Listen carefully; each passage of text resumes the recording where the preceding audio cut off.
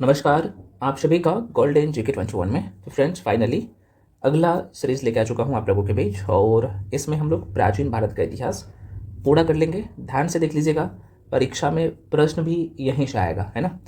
तो यहाँ पे कुछ फ्रेंड्स का कॉमन डाउट था, मैं क्लियर कर देता हूँ। देखो भाई, 72वीं बीपीएससी के लिए तैयारी कर रहे हैं तो आपके लिए तो है ही, साथ में जो लोग भी एईडीयू देने जा रहे हैं या बीएसएससी का कोई भी परीक्षा देने जा रहे हैं या बिहार दरोगा भी देने जा रहे हैं ना, तो ये सीरीज़ आपके लिए सर्वोत्तम है। सबसे बड़ी बात है, ये लगभग 35 साल का है ना, 35 साल का पीवाईक्यूज जो कि बीपीएससी में जो क्वेश्चन पूछे गए हैं टॉपिक वाइज मैं आपको करवा रहा हूँ। साथ में यहीं पे जो हैंडरिटन नोट्स है, टॉपिक वाइज आपका पूरे तरीके से रिवीजन के साथ साथ उस पर पूरे तरीके से कमांड हो जाता है, और परीक्षा में प्रश्न भी यहीं से आएगा। इसलिए इसे बार बार क्या करिए, 5 से 7 बार देख लीजिए।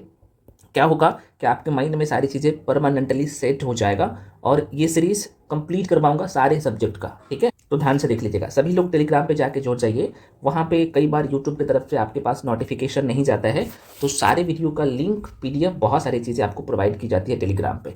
टेलीग्राम का लिंक मैं इसी वीडियो के डिस्क्रिप्शन बॉक्स में दे चुका हूँ, और इससे पहला वाला पार्ट आप नहीं देखे हैं तो वो भी जाके देख लीजिए। ऑलरेडी मैं उसका कंप्लीट प्लेलिस्ट बना दिया हूँ, जाके देख सकते हैं। क्योंकि इसमें आप देखेंगे तो 71वीं बीपीएससी से लेके 71वीं बीपीएससी से लेके 38वीं बीपीएससी तक, 38वीं बीपीएससी तक ना, इसके सारे क्वेश्चन लिया गया है टॉपिक वाइज, है ना।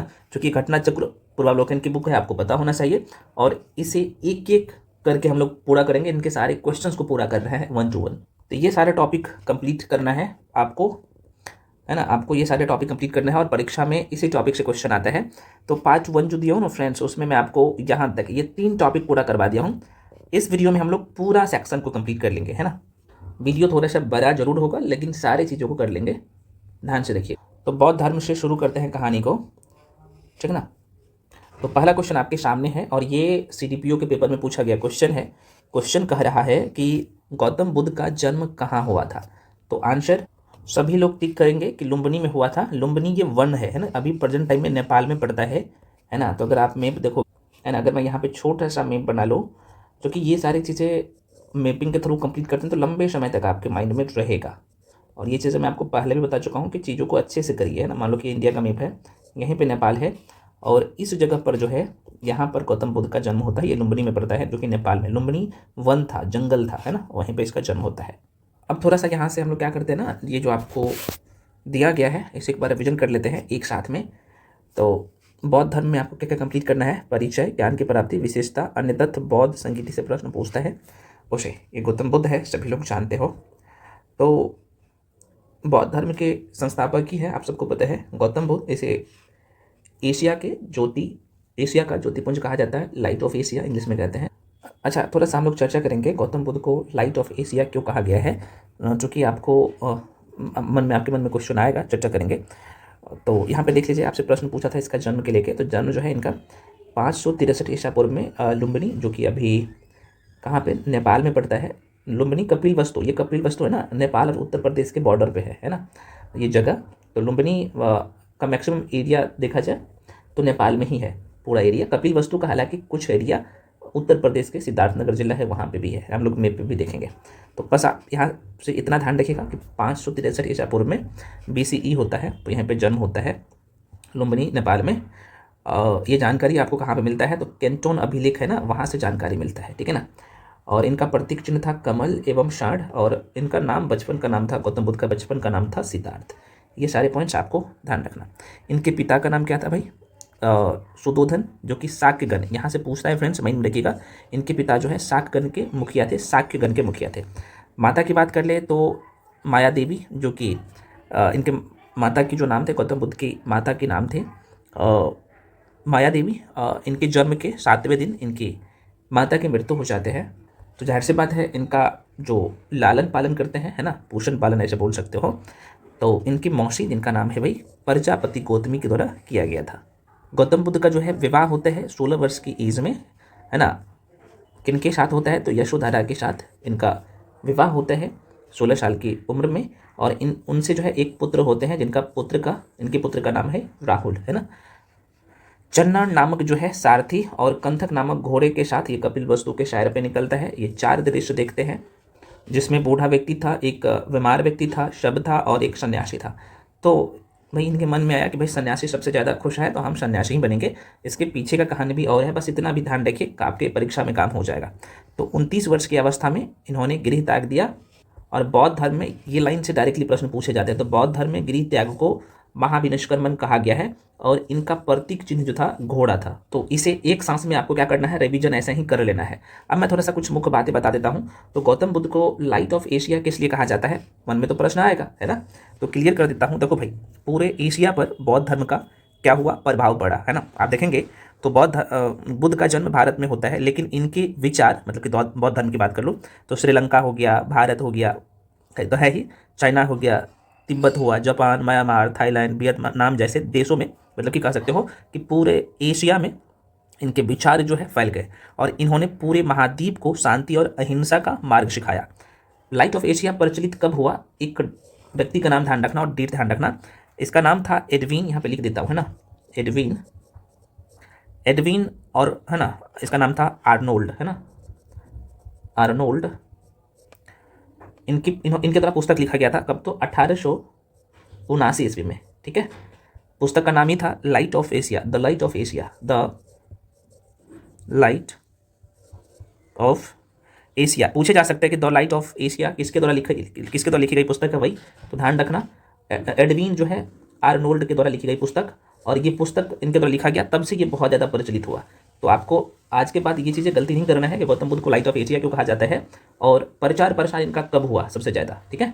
अब यहाँ पे इस लाइन को जरा सा देखिएगा, ये जो आप देख सकते हो, गौतम बुद्ध की जो ज्ञान की प्राप्ति हुई थी, इससे संबंधित महत्वपूर्ण तथ्य और यहाँ से प्रश्न पूछ लेता है, ध्यान रख लीजिएगा। तो देखो, वैशाली में जो कि बिहार में पड़ता है, अलार कलाम मिलता है भाई, इनका प्रथम गुरु होता है, ध्यान रखना।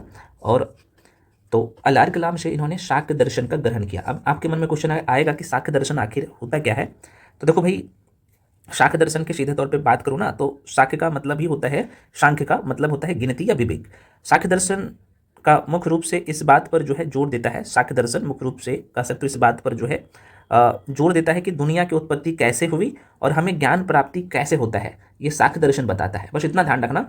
तो जो अलार कलाम थे भाई, है ना, तो गौतम बुद्ध के प्रथम गुरु थे और यहीं से शाक्य दर्शन के बारे में सब कुछ सीखा। बस ध्यान रखना शाक्य दर्शन क्या होता है, मोटा मोटी तौर पर मैं बता दिया हूँ। राजगीर फिर वहाँ से निकल के आता है और राजगीर में इनके दूसरे जो है गुरु मिलते हैं, जिनका नाम होता है रुद्र, है ना, रुद्र करामपुत, और इनके योग कह सकते हो गुरु थे। तो इनका द्वितीय गुरु होता है। प्रश्न पूछता है, माइंड में रखिएगा, प्रथम और दूसरे गुरु का ध्यान रखना। लेकिन इनका जो प्रथम गुरु का बहुत बड़ा योगदान था, कारण ये है कि शाक्य दर्शन जो ग्रहण किया तो यहीं से उनको पता चला कि हमें ज्ञान की प्राप्ति कैसे होगा, दुनिया के बारे में समझा, सब कुछ ये सारी चीज़ें यहीं से समझता है, ठीक है। सिर्फ आप देखो कि ब्लूप्रिंट बुक या बाकी बुक सब में, अच्छी बुक में ये चीज़ें नहीं मिलेगा, तो लोगों को लगता है कि ये शाक्य दर्शन क्या है, फलना चलना है। तो भाई आपको उनसे बचना है, डिटेल में चीज़ों को करना है, ताकि किसी भी एंगल से एग्जामिनर क्वेश्चन पूछे तो आप बनाने के स्थिति में हो। अब यहाँ पे 2-3 लाइन ना परेशान करता है बुक में भी। देखो, पहला जो है उरुबेला आखिर है कहाँ पे, तो भाई बिहार के गया जिला के आसपास का क्षेत्र है उरुबेला। हालांकि अगर मैं सीधे तौर पे बोलूँ तो उरुबेला जो है वास्तव में गया, जो बिहार के गया जो जिला है ना, उसी क्षेत्र को माना जाता है जहाँ पे गौतम बुद्ध को ज्ञान की प्राप्ति हुआ था। तो उरुबेला में जो है गौतम बुद्ध को 5 साधक मिलता है और देखो बहुत बड़ा योगदान है, कह सकते हो, इस 5 साधक का। क्या है भाई, तो दरअसल मतलब कि ज्ञानोदय से पहले सिद्धार्थ गौतम बुद्ध ने सत्य की खोज के लिए कठोर तपस्या की थी। उरुवेला में ही, मतलब कि गया वाला क्षेत्र में ही 5 साधक उनके साथ थे और वे तपस्या से बहुत जो है प्रभावित थे। ये 5 जो साधक आप देख रहे हैं इनके साथ, ये सब, है ना। हालांकि जब बुद्ध ने तपस्या के अतिवादी मार्ग को छोड़कर माध्यम मार्ग को अपनाता है तो ये 5 साधक कहा जाता है कि ये छोड़कर चले जाते हैं, है ना। लेकिन ज्ञान प्राप्ति, जब गौतम बुद्ध को ज्ञान प्राप्ति हो जाते हैं तो जो पहला उपदेश देता है तो यही 5 साधक को देता है पहला उपदेश, ठीक है ना। तो वेरी वेरी इंपॉर्टेंट लाइन है। और ये 5 साधक कौन कौन थे, इसका नाम था कौंडिन्य, है ना, वप्पा, असागी, और इनके नाम अगला देख सकते हैं महानामा और भादिया। ये 5 साधक थे। तो वेरी वेरी इंपॉर्टेंट लाइन है, माइंड में थोड़ा सा रख लीजिएगा। और मैं तो कहता हूँ कि पीवाई क्विज करवा रहा हूँ और ये शॉर्ट नोट्स दे रहा हूँ, भाई कर लो। इवन यूपीएससी का प्री में भी बैठोगे ना तो एक भी क्वेश्चन मिस नहीं होगा। पूरा लेक्चर आप लेकिन सुन लीजिएगा, क्योंकि उसमें मैं एक्स्ट्रा चीज़ भी बताया हूँ। और नोट्स को सभी लोग प्रिंट आउट करवा लेना बाबू, मैं बार बार कह रहा हूँ। अच्छा, एक क्वेश्चन यहाँ से और बन जाता है, यहीं पे क्लियर कर देता हूँ। ये जो गौतम बुद्ध को ज्ञान की प्राप्ति हो जाता है, उरुवेला में ही बोल सकते हो, है ना। तो अब यहाँ पे ज्ञान की प्राप्ति हो जाता है। ज्ञान प्राप्ति होने के बाद ये 5 जो साधक है भाई, उन्हें उपदेश देता है ना, बौद्ध धर्म के बारे में सारी चीज़ें बताता है। तो ये जो 5 साधक थे ना भाई, तो यहाँ पे प्रथम उपदेश दिया था, तो बौद्ध धर्म में उसे क्या कहा गया है, धर्म, यहाँ पे लिख देता हूँ, है ना, धर्म चक्र प्रवर्तक कहा जाता है, गौद, है ना, क्या क्या कहा जाता है, धर्म चक्र प्रवर्तक कहा जाता है। प्रथम उपदेश को क्या कहा जाता है भाई, बौद्ध धर्म में धर्म चक्र प्रवर्तक कहा गया है। जब गृह त्याग किया था तब क्या बोला गया था इसे, कि भाई महाभिनिष्कर्मण, ये शब्द थोड़ा सा माइंड में रखिएगा। अब अगला यहाँ पे देख लीजिएगा। अब जाहिर सी बात है ज्ञान की प्राप्ति हो गया गया में 6 वर्ष की तपस्या के बाद आपको पता है कि ज्ञान की प्राप्ति हो जाता है कितने साल की एज में, 35 साल की उम्र में। कौन से दिन ये भी पूछे जाते हैं, तो वैशाख पूर्णिमा के रात जो है गौतम बुद्ध को ज्ञान की प्राप्ति होता है। कहाँ पे, तो पीपल वृक्ष के नीचे। नदी का नाम पूछता है तो निरंजना नदी, जो कि अभी प्रेजेंट टाइम में फाल्गु नदी है, उसी नदी के किनारे ज्ञान की प्राप्ति होता है। और सिद्धार्थ जो है जब ज्ञान की प्राप्ति हो जाता है, तो चूंकि बचपन का नाम सिद्धार्थ था, आप सबको पता ही होना चाहिए, तब बुद्ध कहलाया। स्थान कहाँ पे ज्ञान की प्राप्ति होता है, बौद्ध गया में। और इनका प्रतीक चिन्ह क्या है, बोधि, मतलब कि पीपल और बोधि वृक्ष आप बोल सकते हो। पीपल, बोधि वृक्ष क्या है, पीपल का पेड़ है ना, आप देख सकते हो, तो ये ध्यान रखिए। अब यहाँ पे उपदेश देगा, ज्ञान की प्राप्ति होगा, तो अच्छा यहाँ पे थोड़ा सा आपके मन में कंफ्यूजन होगा। देखो भाई, ये जो 5 साधक इनको मिला था, ये उरुवेला में मिला था, जो कि गया में ही है ना। लेकिन ये 5 साधक को ना प्रथम जो उपदेश दिया था, प्रथम उपदेश दिया था, वो लेके गया था कहाँ पे, ऐसे बोल सकते हो कि भाई सारनाथ, जो कि उत्तर प्रदेश में पड़ता है। तो प्रथम उपदेश ये सारनाथ में दिया था, ठीक है ना, ये ध्यान रखिएगा, गलती मत कर दीजिएगा कि ये प्रथम उपदेश उरुवेला में ही दिया था। उरुवेला में 5 साधक मिले थे इनको, जो कि गौतम बुद्ध से बहुत ज़्यादा प्रभावित थे, ठीक है ना। और बेसिक बातें कई बार ना माइंड में नहीं रहता है, तो माइंड में रखिएगा चीज़ें। तो प्रथम उपदेश कहाँ पे देता है ज्ञान प्राप्ति के बाद भाई, कहाँ पे इन्होंने दिया था, तो ऋषिपत्नम, जो कि सारनाथ बोल सकते हो, है ना। देखो ये जो ऋषिपत्नम और सारनाथ जो देख रहे हो ना भाई, देखो ये जो आप देख सकते हैं ऋषिपत्नम, ये सारनाथ का ही प्राचीन नाम है, ध्यान रखिएगा, उत्तर प्रदेश में, यूपी में है। तो प्रथम उपदेश इन्होंने ऋषिपत्नम बोले या सारनाथ बोले, क्योंकि सारनाथ का जो पुराना नाम है, प्राचीन नाम ऋषिपत्नम ही है, तो प्रथम उपदेश देता है ना। और बौद्ध धर्म में प्रथम उपदेश को क्या कहा गया है, धर्म चक्र प्रवर्तक कहा गया है, ध्यान रखिएगा। सर्वाधिक उपदेश ये कहाँ पे दिया था, ये भी पूछे जाते हैं, तो श्रावस्ती, जो कि कौशल की राजधानी थी, श्रावस्ती में।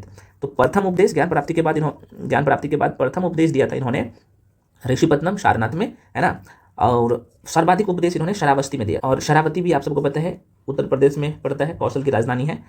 इनके जो फॉलोअर्स थे, अनुयायी थे गौतम बुद्ध के, और बिंबिसार, प्रसेनजीत और उदयन प्रमुख राजा जो थे, मैं राजा की बात कर रहा हूँ। प्रथम जो अनुयायी थे तपस्यु, और जो है, दोबारा सुनिए, गौतम बुद्ध के प्रथम जो अनुयायी बने थे, फॉलोअर्स, एक तपस्यु थे, और ये कल्लिक कई जगह लिखा रहता है, कई जगह भल्लिक लिखा रहता है ना, यहाँ पे लिख देता हूँ, भल्लिक। एक्चुअली कहा जाता है कि ये दोनों बंजारे व्यापारी थे, जब इनके प्रथम जो है कौन थे भाई, फॉलोअर्स थे, कह सकते हो अनुयायी थे। प्रश्न पूछता है ना। और ये दोनों बुद्ध के सबसे पहले शुद्ध अनुयायी भी बने थे, ये भी प्रश्न पूछते थे, है ना, क्योंकि ये भिक्षुक नहीं थे। तो वेरी वेरी इंपॉर्टेंट है, बहुत ज़्यादा टफ करेगा, तब ये चीज़ें माइंड में रखिएगा। गौतम बुद्ध का जो है अगर मैं बात कर लूँ, तो 563 ईसा पूर्व में जन्म होता है, और 483 में, है ना, ईसा पूर्व में, है ना, ईसा पूर्व में इनका मृत्यु हो जाता है कुशीनगर, उत्तर प्रदेश में। और बौद्ध धर्म में मृत्यु को जो है महापरिनिर्वाण कहा जाता है। इनका प्रतीक जो है ये स्तूप है, आप सबको पता है, स्तूप बौद्ध के अवशेषों को 8 भागों में, है ना, बांटकर 8 स्तूप बनाया गया था, पूछता है। और इनका मृत्यु कहाँ पे हुआ था, तो मल्ल राजा के यहाँ, और इनके द्वारा ही अंतिम संस्कार किया गया था। तो वेरी वेरी इंपॉर्टेंट है, प्रश्न पूछता है। अब यहाँ पे देख लीजिए इनकी कुछ विशेषताएं, ये सब आप क्या करिएगा, सरसरी निगाहों से एक बार देख लीजिए इनकी विशेषताओं को। जैसे अनिश्वरवादी थे, अनात्मावादी थे, पूर्ण जन्म की मान्यता थी यहाँ पे, है ना, मध्यम मार्गी थी, है ना। उसके बाद यहाँ पे देखेंगे तो बौद्ध धर्म के 4 आर्य क्या था, तो भाई दुख समुदाय, दुख निरोध, और दुख जो है निरोधगामी, बहुत पूछता है ये सब, है ना। उसका संसार दुखों से भरा हुआ है, कारण क्या है, ये सब थोड़ा सा एक बार देख लीजिएगा, ठीक है ना। अब हम लोग क्वेश्चन में पढ़ते हैं। उसके बाद ये सब तो आपको देखना ही देखना है। बौद्ध के अनुयायी की मैं बात कर लूँ, है ना, तो 2 तरह के थे, एक तो भिक्षुक और उपासक। तो जो भिक्षुक होते थे सन्यासी, और उपासक गृहस्थ होते थे। वैशाख पूर्णिमा के दिन आप सबको पता है कि बुद्ध का जन्म और ज्ञान की प्राप्ति और मृत्यु वैशाख पूर्णिमा के दिन ही होता है, क्योंकि ये बौद्ध धर्म में सबसे पवित्र दिन होता है वैशाख पूर्णिमा। ये सब एक बार देख लीजिएगा, आपको सरसरी निगाहों से देखना है। उसके बाद बुद्ध संगीति बहुत पूछता है, अलग अलग जो बुद्ध संगीति हुआ था, जैसे सभा कहाँ पे हुआ था, समय, स्थान, अध्यक्ष और उसका शासनकाल, तो आप सबको पता होना चाहिए। प्रथम बौद्ध संगीति जो है 483 ईसा पूर्व में, जिस वर्ष गौतम बुद्ध का मृत्यु होता है, उसी वर्ष जो है इनका कह सकते हो प्रथम बौद्ध संगीति लाया गया था। प्रथम बौद्ध सभा का आयोजन किया गया था राजगृह में। अध्यक्ष थे महाकश्यप, और अजातशत्रु के शासनकाल में। द्वितीय हुआ था 383, लगभग 100 साल के बाद, है ना। और वैशाली में होता है, सबाकामी इनके अध्यक्ष थे, और कलाशोक इनके शासनकाल में हुआ था। तृतीय जो है 255 ईसा पूर्व में हुआ था। कई जगह आपको यहाँ पे 285 लिखा रहता है, तो ठीक है, दोनों सही है, ठीक है। ये डेट पूछता नहीं, खाली पूछता है कि तृतीय बौद्ध संगीति कहाँ हुआ था और किसके शासनकाल में हुआ था, और अध्यक्ष कौन था। तो अशोक के शासनकाल में हुआ था। अध्यक्ष जो थे भाई मोगलीपुत्र तीस थे, ठीक है ना। चतुर्थ होता है बिहार से बाहर, है ना, ये जम्मू कश्मीर में होता है प्रथम शताब्दी में कुंडलवन, जो कि जम्मू कश्मीर में पड़ता है, और कनिष्क के शासनकाल में वसुमित्र और अश्वघोष। तो अच्छा, आपके मन में क्वेश्चन है क्या ये सब दोनों वसुमित्र और अश्वघोष दोनों अध्यक्ष थे क्या चतुर्थ में? तो देखो भाई, वसुमित्र ही अध्यक्ष थे, अश्वघोष उस समय के एक प्रमुख विद्वान थे, और उसमें भी कह सकते कि इसका भी बहुत बड़ा योगदान था। तो मैं रखिएगा शासनकाल किसका था? तो कनिष्क का था। तो ध्यान रखना कैसे है भाई, मैं आपको दिखा देता हूँ। ये ध्यान रख लीजिएगा कैसे। 4 बौद्ध संगीति को आपको ध्यान रखना है। प्रथम कहाँ पे होता है? राजगिरह में, है ना। दूसरा वैशाली, तीसरा पाटलिपुत्रा। बस आराम से ध्यान रख सकते हो तीन, तो क्योंकि ये तीनों बिहार में हुआ था। चतुर्थ बिहार से बाहर हुआ था, ये भी ध्यान रख सकते हो, आराम से याद रह जाएगा, है ना। अब इसके अध्यक्ष के लेके मन में डाउट रहता है, और शासनकाल, तो देखो शासनकाल आराम से ध्यान रख सकते हो। अक्का अक, है ना। अक्का अक मतलब अजातशत्रु के शासनकाल में प्रथम, द्वितीय काल अशोक में, तृतीय अशोक का शासनकाल में, और चतुर्थ कनिष्क के शासनकाल में, ठीक है ना। अध्यक्ष थोड़ा सा रिवीजन कर लीजिएगा, ये ध्यान में रह जाएगा। पहला आप देखेंगे तो महाकश्यप प्रथम हुआ था, इसलिए महाकश्यप। उसके बाद यहाँ पे शवाकामी दूसरे नंबर पे, तीसरे नंबर पे जो अध्यक्ष थे भाई तीसरा बौद्ध संगीति में मोगलीपुत्र। इस तरीके से माइंड में रखिएगा ना, तो आपके माइंड में चीज़ें सेट हो जाएगा। चतुर्थ बौद्ध संगीत के बाद ही आप देखेंगे तो बौद्ध धर्म 2 भागों में बढ़ जाता है, महायान और हीनयान में विभाजित हो गया। तो मेरे भाई ये सब थोड़ा सा आप सरसरी निगाहों से, जैसे बौद्ध धर्म का अष्टांगिक मार्ग को थोड़ा सा देख लीजिएगा। सम्यक दृष्टि, है ना, सम्यक संकल्प, सम्यक वाणी, सम्यक कर्मांत, सम्यक आजीव, है ना, आजीव, सम्यक व्यायाम, सम्यक जो है स्मृति, सम्यक जो है समाधि। ये पूछता है कि इनमें से कौन सा जो है अष्टांगिक मार्ग नहीं है। बौद्ध धर्म के जो 10 शील थे ये भी थोड़ा सा ध्यान रखिएगा, जैसे अहिंसा, सत्यास्त्य, अपरिग्रह, है ना, मद सेवन न करना, ये सब थोड़ा सा ध्यान में रख लीजिएगा। तो क्या होगा ना कि बौद्ध धर्म के त्रिरत्न से भी प्रश्न पूछा गया, जैसे त्रिरत्न कौन से थे? तो बौद्ध धर्म और संघ, है ना। और बौद्ध धर्म में प्रवेश की आयु कम से कम 15 साल रखा गया, है ना। और प्रवेश जब जो लोग बौद्ध धर्म को अपनाते थे तो उसे जो है एक उपसंपदा, चूंकि उपसंपदा ना बौद्ध धर्म में का जो है, बौद्ध धर्म का बोल सकते हो प्रमुख जो है संस्कार है, जो बौद्ध धर्म में जो लोग प्रवेश होते थे तो उपसंपदा करना होता था, ठीक है ना। चूंकि बौद्ध धर्म में प्रवेश के लिए तो आप कह सकते हो ये प्रवेश संस्कार था, उपसंपदा। पूछता है प्रश्न, ध्यान में रखिएगा। बाकी बौद्ध बुद्ध के जो है जो अनुयायी थे, मैं आपको बता ही दिया हूँ, 2 तरह के लोग थे, एक तो भिक्षुक, दूसरा उपासक। भिक्षुक जो है ये सन्यासी होते थे, उपासक जो लोग गृहस्थ जीवन में ही रह करके बौद्ध धर्म को अपनाते थे उसे उपासक कहा गया है। वैशाख पूर्णिमा वाला मैं आपको बता ही दिया हूँ, वैशाख पूर्णिमा के दिन इन्हें ज्ञान की प्राप्ति होता है, मृत्यु होता है, ये सारी चीज़ें, जन्म भी होता है। तो ये सब एक बार देख लीजिएगा, है ना। अच्छा, एक चीज़ और मैं बता दूं यहीं पे, भारत में उपासना की जाने वाली प्रथम जो मूर्ति था ना, ये बौद्ध धर्म का ही था, जो कि प्रथम मूर्ति मथुरा कला में। पूछता है कि गौतम बुद्ध का सब प्रथम जो मूर्ति था कौन से कला में था? तो मथुरा कला में। लेकिन सर्वाधिक जो मूर्ति बना है गौतम बुद्ध का वो गंधार कला में। वेरी वेरी इंपॉर्टेंट लाइन है, और इसका आर्ट एंड कल्चर वाला सेक्शन पढ़ते हो ना तो उसमें सारी चीज़ें आपको दिखेगा। गौतम बुद्ध के जो अन्य नाम थे, जैसे शाक्यमुनि, मैत्रेयी का मतलब होता है ना आने वाला, है ना। यह धर्म जो है बौद्ध धर्म, आप सबको बताया कि तिब्बत, भूटान, इनके पड़ोसी देश में भी बहुत बड़े जोरों शोरों से प्रचार प्रसार हुआ, और लोग इन धर्मों को आप बोल सकते हो कि अपनाए भी, है ना। अच्छा, एक प्रश्न और पूछता है, गौतम बुद्ध की ना 123 फीट की ऊंची प्रतिमा हिमाचल प्रदेश के जो है रेवाल जिला है ना, रेवालसल ये झील है, रेवालसल है ना, यहाँ पे लिख ही देता हूँ। हिमाचल प्रदेश के मंडी जिला है, मंडी, है ना, मंडी जिला में झील का नाम है रेवालसल, है ना। रेवाल, कई जगह रेवाल ही लिखा रहता है, तो रेवालसर बोल सकते हो, है ना। रेवालसर यहाँ पे लिख भी दिया हूँ, रेवालसर झील में स्थित है। जिला पूछे तो मंडी जिला में, ठीक है। तो इस तरीके से पढ़िए ना, आपकी मुट्ठी में होगा। कोई बात नहीं, रिवीजन में मैं थोड़ा सा भी 10-12 मिनट का टाइम ले लिया हूँ, कोई बात नहीं, है ना। तो आप देखिए, एक बार रिवीजन कर लिया, आप सारे क्वेश्चन को कर लो एक साथ में, यही अप्रोच अपनाना है फ्रेंड। तो चलिए दूसरा क्वेश्चन आपके सामने, पहला क्वेश्चन का जवाब आपको मिल गया ना इसका। दूसरा क्वेश्चन आप देखो, बनाते जाओ। ये प्रश्न पूछा है आपसे कि महात्मा बुद्ध ने अपना पहला धर्म चक्र प्रवर्तक किस स्थान पर दिया? देखो पूछ दिया है, अब आंसर आप आराम से देंगे। तो आप ये कह सकते सारनाथ में, और अगर सारनाथ नहीं देके ऋषिपत्नम देगा तो आप उसे भी टिक करेंगे, क्योंकि सारनाथ का प्राचीन नाम ही ऋषिपत्नम है, और ये कहाँ पे पड़ता है? यूपी में पड़ता है। तो ध्यान रखिएगा फ्रेंड्स, अगला क्वेश्चन है आपके सामने। नेक्स्ट है, बुद्ध ने अपना प्रथम उपदेश कहाँ दिया? देखो ये भी क्वेश्चन रिपीट हो रहा है ना, प्रथम उपदेश कहाँ दिया? तो लो भाई, सारनाथ में। और ये भी 65 बीपीएससी में पूछा गया क्वेश्चन है। अगला प्रश्न पूछ दिया है, देखो 67 बीपीएससी में, बोध गया में ज्ञान की प्राप्ति किसे हुआ था? तो आप कहिएगा सर ये भी तो आसानी है। हाँ भाई आसान है, गौतम बुद्ध को हुआ था। अब देखो फिर से मिलान करने के लिए आपसे बोल दिया है, सूची 1 है, सूची 2 है। तो गौतम बुद्ध को जन्म कहाँ पे हुआ था? लुम्बिनी में हुआ था। अभी आपने देखे लुम्बिनी कहाँ पे पड़ता है? नेपाल में है अभी, है ना। ज्ञान की प्राप्ति कहाँ पे हुआ था? तो आप कहिएगा सर बोध गया में हुआ था, है ना। प्रथम वचन कहाँ पे देता है ना? तो अभी आपने देखा सारनाथ में, जिसका प्राचीन नाम ऋषिपत्नम है। ऋषिपत्नम अगर पूछा जाए ऋषिपत्नम के लेके तो गलती मत करिएगा, है ना, क्योंकि इसका सारनाथ का प्राचीन नाम ही ऋषिपत्नम है, यूपी में पड़ता है ना। और निधन कहाँ पे होता है? यूपी के कुशीनगर में ही, है ना, यूपी में पड़ता है। तो अब आपके सामने सब कुछ है ना, इसलिए मैं कह रहा हूँ कि कंसेप्ट क्लियर, रिजल्ट क्लियर, और आपके मुट्ठी में सब कुछ होगा।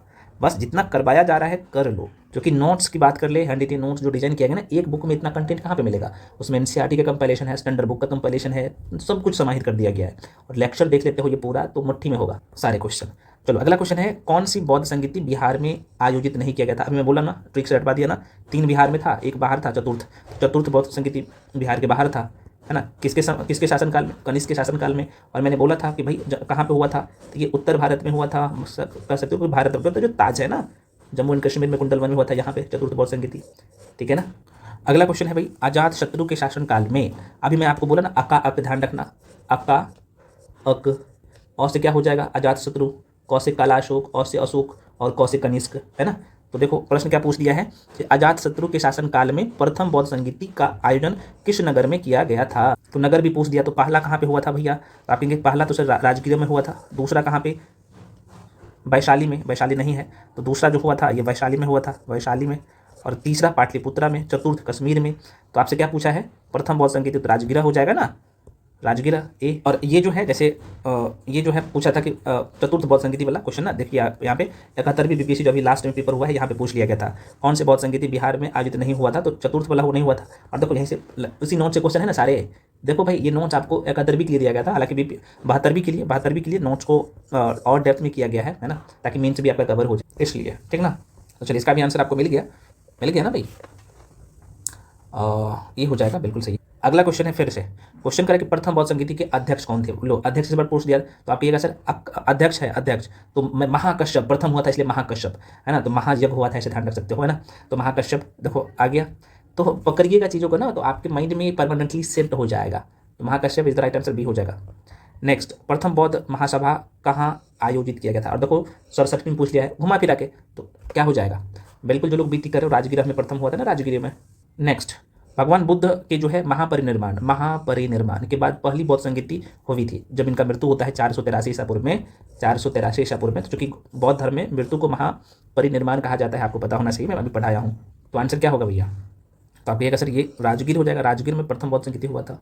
नेक्स्ट है, कनिष्क के शासनकाल में बौद्ध सभा किस नगर में आयोजित किया गया था? तो कनिष्क, है ना, तो कनिष्क कहाँ पे? चतुर्थ बौद्ध संगीति कहाँ पे? तो कश्मीर में, है ना, बिहार से बाहर। और देखो मैं बोलता हूँ ना कि आपने 71वीं बीपीएससी में देखा क्वेश्चन, यही वाला क्वेश्चन रिपीट हुआ था ना 71वीं में, इसलिए मैं कह रहा हूँ कि भाई पीवाईक्यूज कर लो ना, बहुत सारे क्वेश्चन टॉपिक तो वहीं से आएगा, अभी मैं करवा रहा हूँ, रिपीट होता है। और ये जो नोट्स कर रहे हो, एनडीटी नोट्स कर लेते हो ना, तो आपके मुट्ठी में होगा सब कुछ। चलिए अगला क्वेश्चन है भाई, इनमें से किस शासक ने चतुर्थ बौद्ध संगीति कश्मीर में आयोजित किया गया था? भाई कनिष्क के द्वारा किया गया था ना, अभी आपने देखा ना, सारे क्वेश्चन बन रहा है ना भाई, जितना अभी मैं रिवीजन करवा दिया वहीं से देख लो। अगला क्वेश्चन करें, अशोक के शासनकाल में बौद्ध सभा किस नगर में आयोजित होता है? तो अशोक वजह से बात है पाटलिपुत्र में होगा ना, अभी आपने देखा ना। नेक्स्ट है, तृतीय बौद्ध सभा किस स्थान पर बुलाई गई थी? तीसरा बोल दिया है, तो लो पाटलिपुत्र में। तो रिपीट होता है ना क्वेश्चन, देख सकते हो ये भी रिपीट है सारे। नेक्स्ट, महात्मा बुद्ध ने महापरिनिर्माण कहाँ हुआ था महात्मा बुद्ध को? तो कहाँ पे? कुशीनगर, उत्तर प्रदेश में। लो भाई अगला प्रश्न पूछ दिया, त्रिपिटक, अभी मैं बोला हूँ ना त्रिपिटक किसकी धार्मिक पुस्तक है? तो बौद्ध की है, बुद्ध। और इसी त्रिपिटक में है ना कौन कौन सा?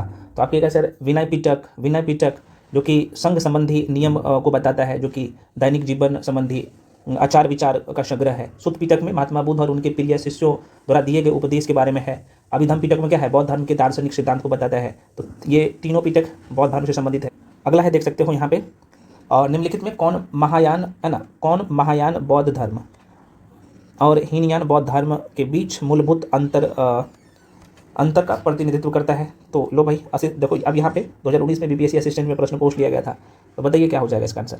क्या होगा? दोनों में क्या? देवी देवताओं की मूर्ति की पूजा करना, दोनों में अंतर ये था। लो भाई, क्योंकि बौद्ध धर्म के हीनयान संप्रदाय को मानने वाले मूर्ति पूजक नहीं थे, हीनयान वाला मूर्ति को पूजा नहीं करते थे, जबकि महायान संप्रदाय वाले लोग क्या करते थे? मूर्ति पूजा करते थे, है ना। तो बौद्ध धर्म में मूर्ति का पूजा ये लोग करते थे। तो यह बौद्ध धर्म के दोनों संप्रदायों के मूलभूत अंतर का प्रतिनिधित्व करता है, ठीक है ना। तो हीनयान वाला देखो, हीन लोग है, तो इनके पास पैसा नहीं होगा तो मूर्ति पूजा नहीं करेगा, ऐसा ध्यान रखो, है ना, तो मूर्ति पूजा नहीं करेगा। महायान है, बहुत पैसा होगा, इस तरीके से समझ में रखिएगा, है ना। महायान है तो ये मूर्ति पूजा करेगा, तो दोनों में ये मुख्य अंतर था, ऐसे ध्यान रखो ना, कभी नहीं भूलोगे। इसलिए मैं कह रहा हूँ पूरा सीरीज पूरा कर लो, आपकी मुट्ठी में होगा सब कुछ, सारे सब्जेक्ट। अगला प्रश्न है मेरे भाई, बोध गया में बोधि वृक्ष अपने वंश का कौन से पीढ़ी का भाई है? तो ये भी हालांकि अच्छा क्वेश्चन है, मैंने थोड़ा सा रखिएगा, पूछे जा सकते हैं। हालांकि अलग अलग लोगों का अलग अलग मत है, कई जगह आपको दिखेगा पंचम वंश, है ना, चतुर्थ वंश, है ना। तो हालांकि ये आमतौर पे देखा था अभी छठी पीढ़ी का, है ना, षष्टम हो जाएगा, षष्टम इसका राइट आंसर होना चाहिए। हालांकि बीपीएससी सर इस क्वेश्चन को डिलीट किया था, है ना, कंट्रोवर्सी हुआ था। तो अगला क्वेश्चन है मेरे भाई, चीनी यात्री संयुगन ने भारत की यात्रा की थी कौन से ईस्वी में? तो देखते हैं, बिल्कुल जो लोग ए टिक कर रहे हो 515 से 520 ईस्वी में, है ना, किया था, है ना, ये भी ध्यान रखना। अगला प्रश्न है भाई, बहुत अच्छा क्वेश्चन ये भी है। गौतम बुद्ध को एक देवता का स्थान किस राजा के युग में प्राप्त हुआ था? गौतम बुद्ध को एक देवता के रूप में भी कनिष्क के समय में, जम्मू कश्मीर में, जम्मू कश्मीर के शासक थे ना कनिष्क, तो कनिष्क के समय में ध्यान रखिएगा। अगला प्रश्न क्या पूछ दिया है? वे शिक्षक जिनसे बुद्ध ने महाभिनिष्क्रमण के बाद सबसे पहले ज्ञान प्राप्ति का प्रयास किया था। अभी मैं बोला हूँ वे शिक्षक जिनसे बुद्ध ने महाभिनिष्क्रमण के बाद सबसे पहले ज्ञान मतलब घर छोड़ने के बाद जो है ज्ञान की प्राप्ति, जो बौद्ध धर्म में जब घर को त्यागते हैं तो क्या कहा जाता है? महाभिनिष्क्रमण कहा जाता है ना। तो पहला जो है उपदेश कहाँ से लिया था? मैंने आपको बोला था ना, जो शाक्य दर्शन के थे, क्या नाम था इसका? तो आप कहिएगा सर अलार कलाम। हाँ बिल्कुल, अलार कलाम हो जाएगा ना राइट आंसर, अलार कलाम। तो अलार कलाम और रुद्रक रामपुत्र भी ध्यान रख सकते हो, लेकिन मेन था अलार कलाम था, है ना। अगला क्वेश्चन है, निम्नलिखित में कौन सी बात बौद्ध धर्म और जैन धर्म में समान नहीं है?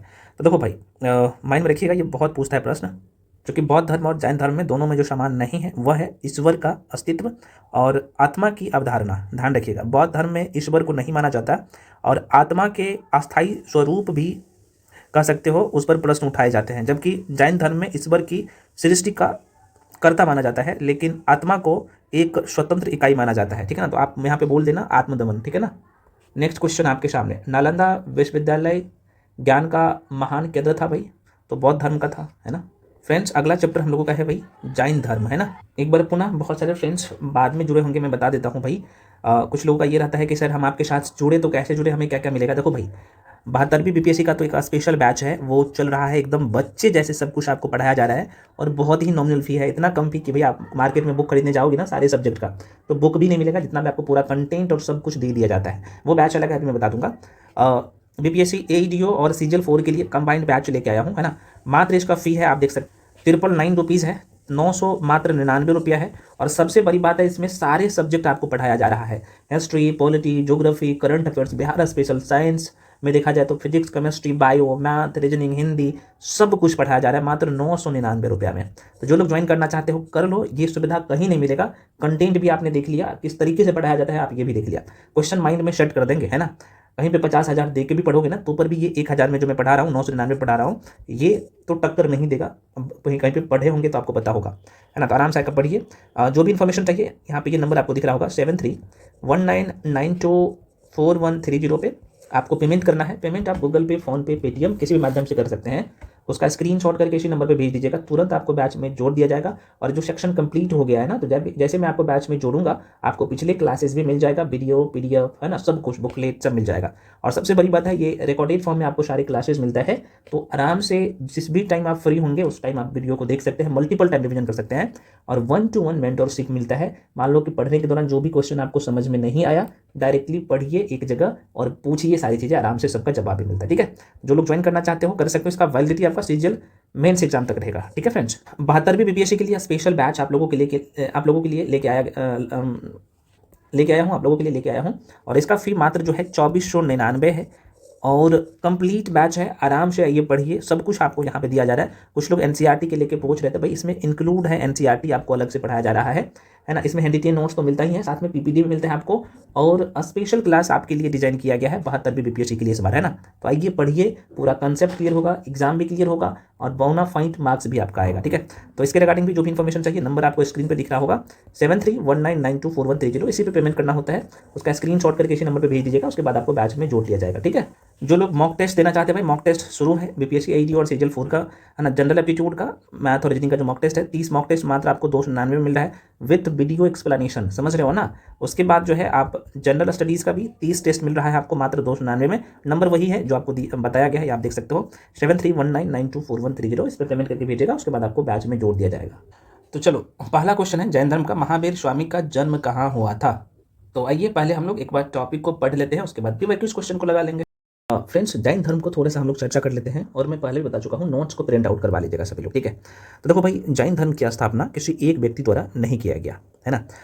इसे एक प्राचीन परंपरा का हिस्सा माना जाता है। जैन धर्म के पहले जो तीर्थंकर थे, है ना, या फिर तीर्थंकर बोल सकते हैं, तो ऋषभनाथ थे।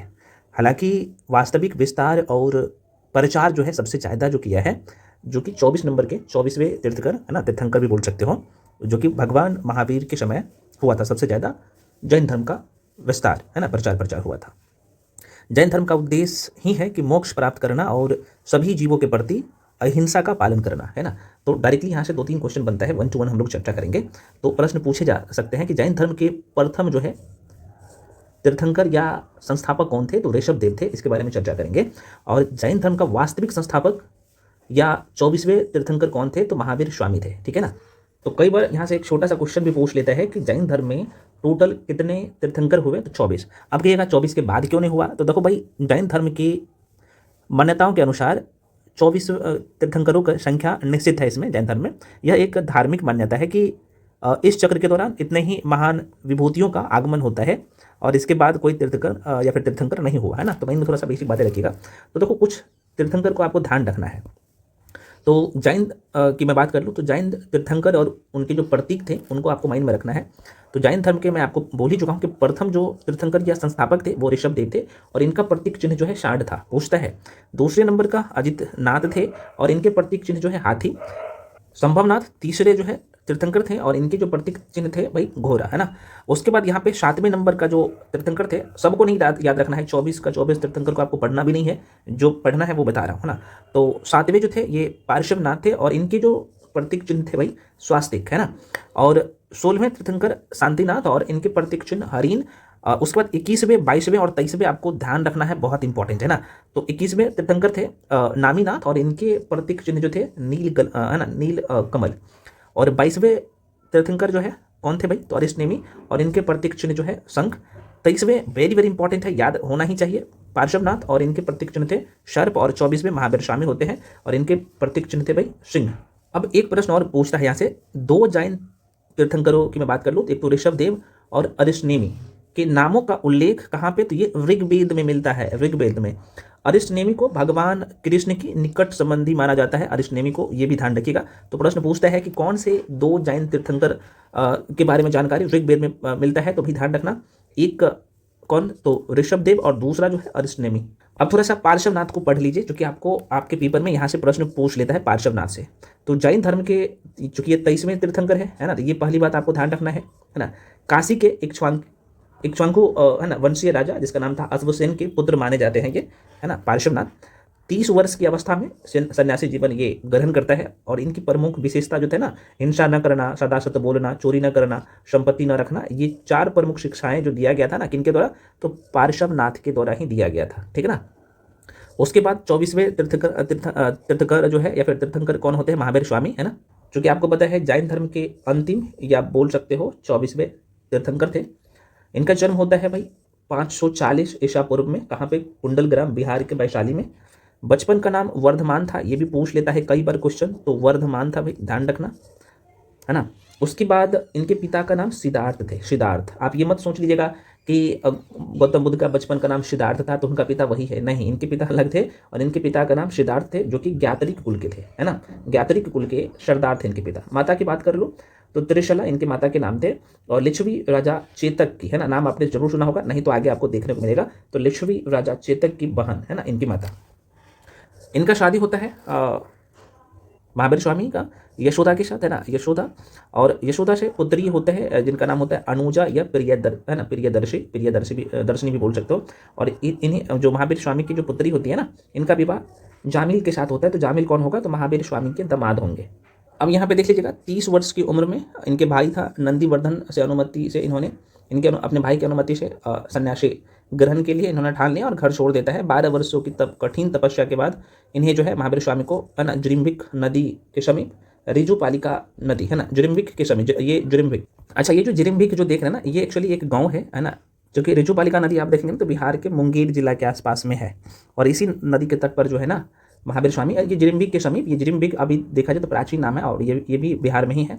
तो रिजुपालिका नदी के आसपास में इन्हें ज्ञान की प्राप्ति हुआ था, मतलब कि उसी नदी के तट पर।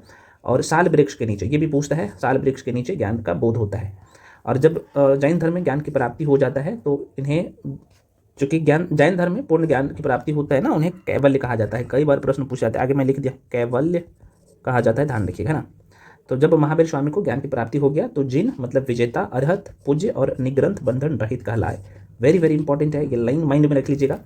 चलो, और जब ज्ञान की प्राप्ति होगा तो धर्म का प्रचार प्रसार करेगा। तो महावीर स्वामी जो है प्रथम उपदेश देता है भाई कहाँ पे, राजगीर या राजगिरा, है ना। पर वर्तमान नाम राजगिरा है, राजगीर है, और प्राचीन नाम राजगिरा है, जो कि बिहार में है, आप सबको पता है।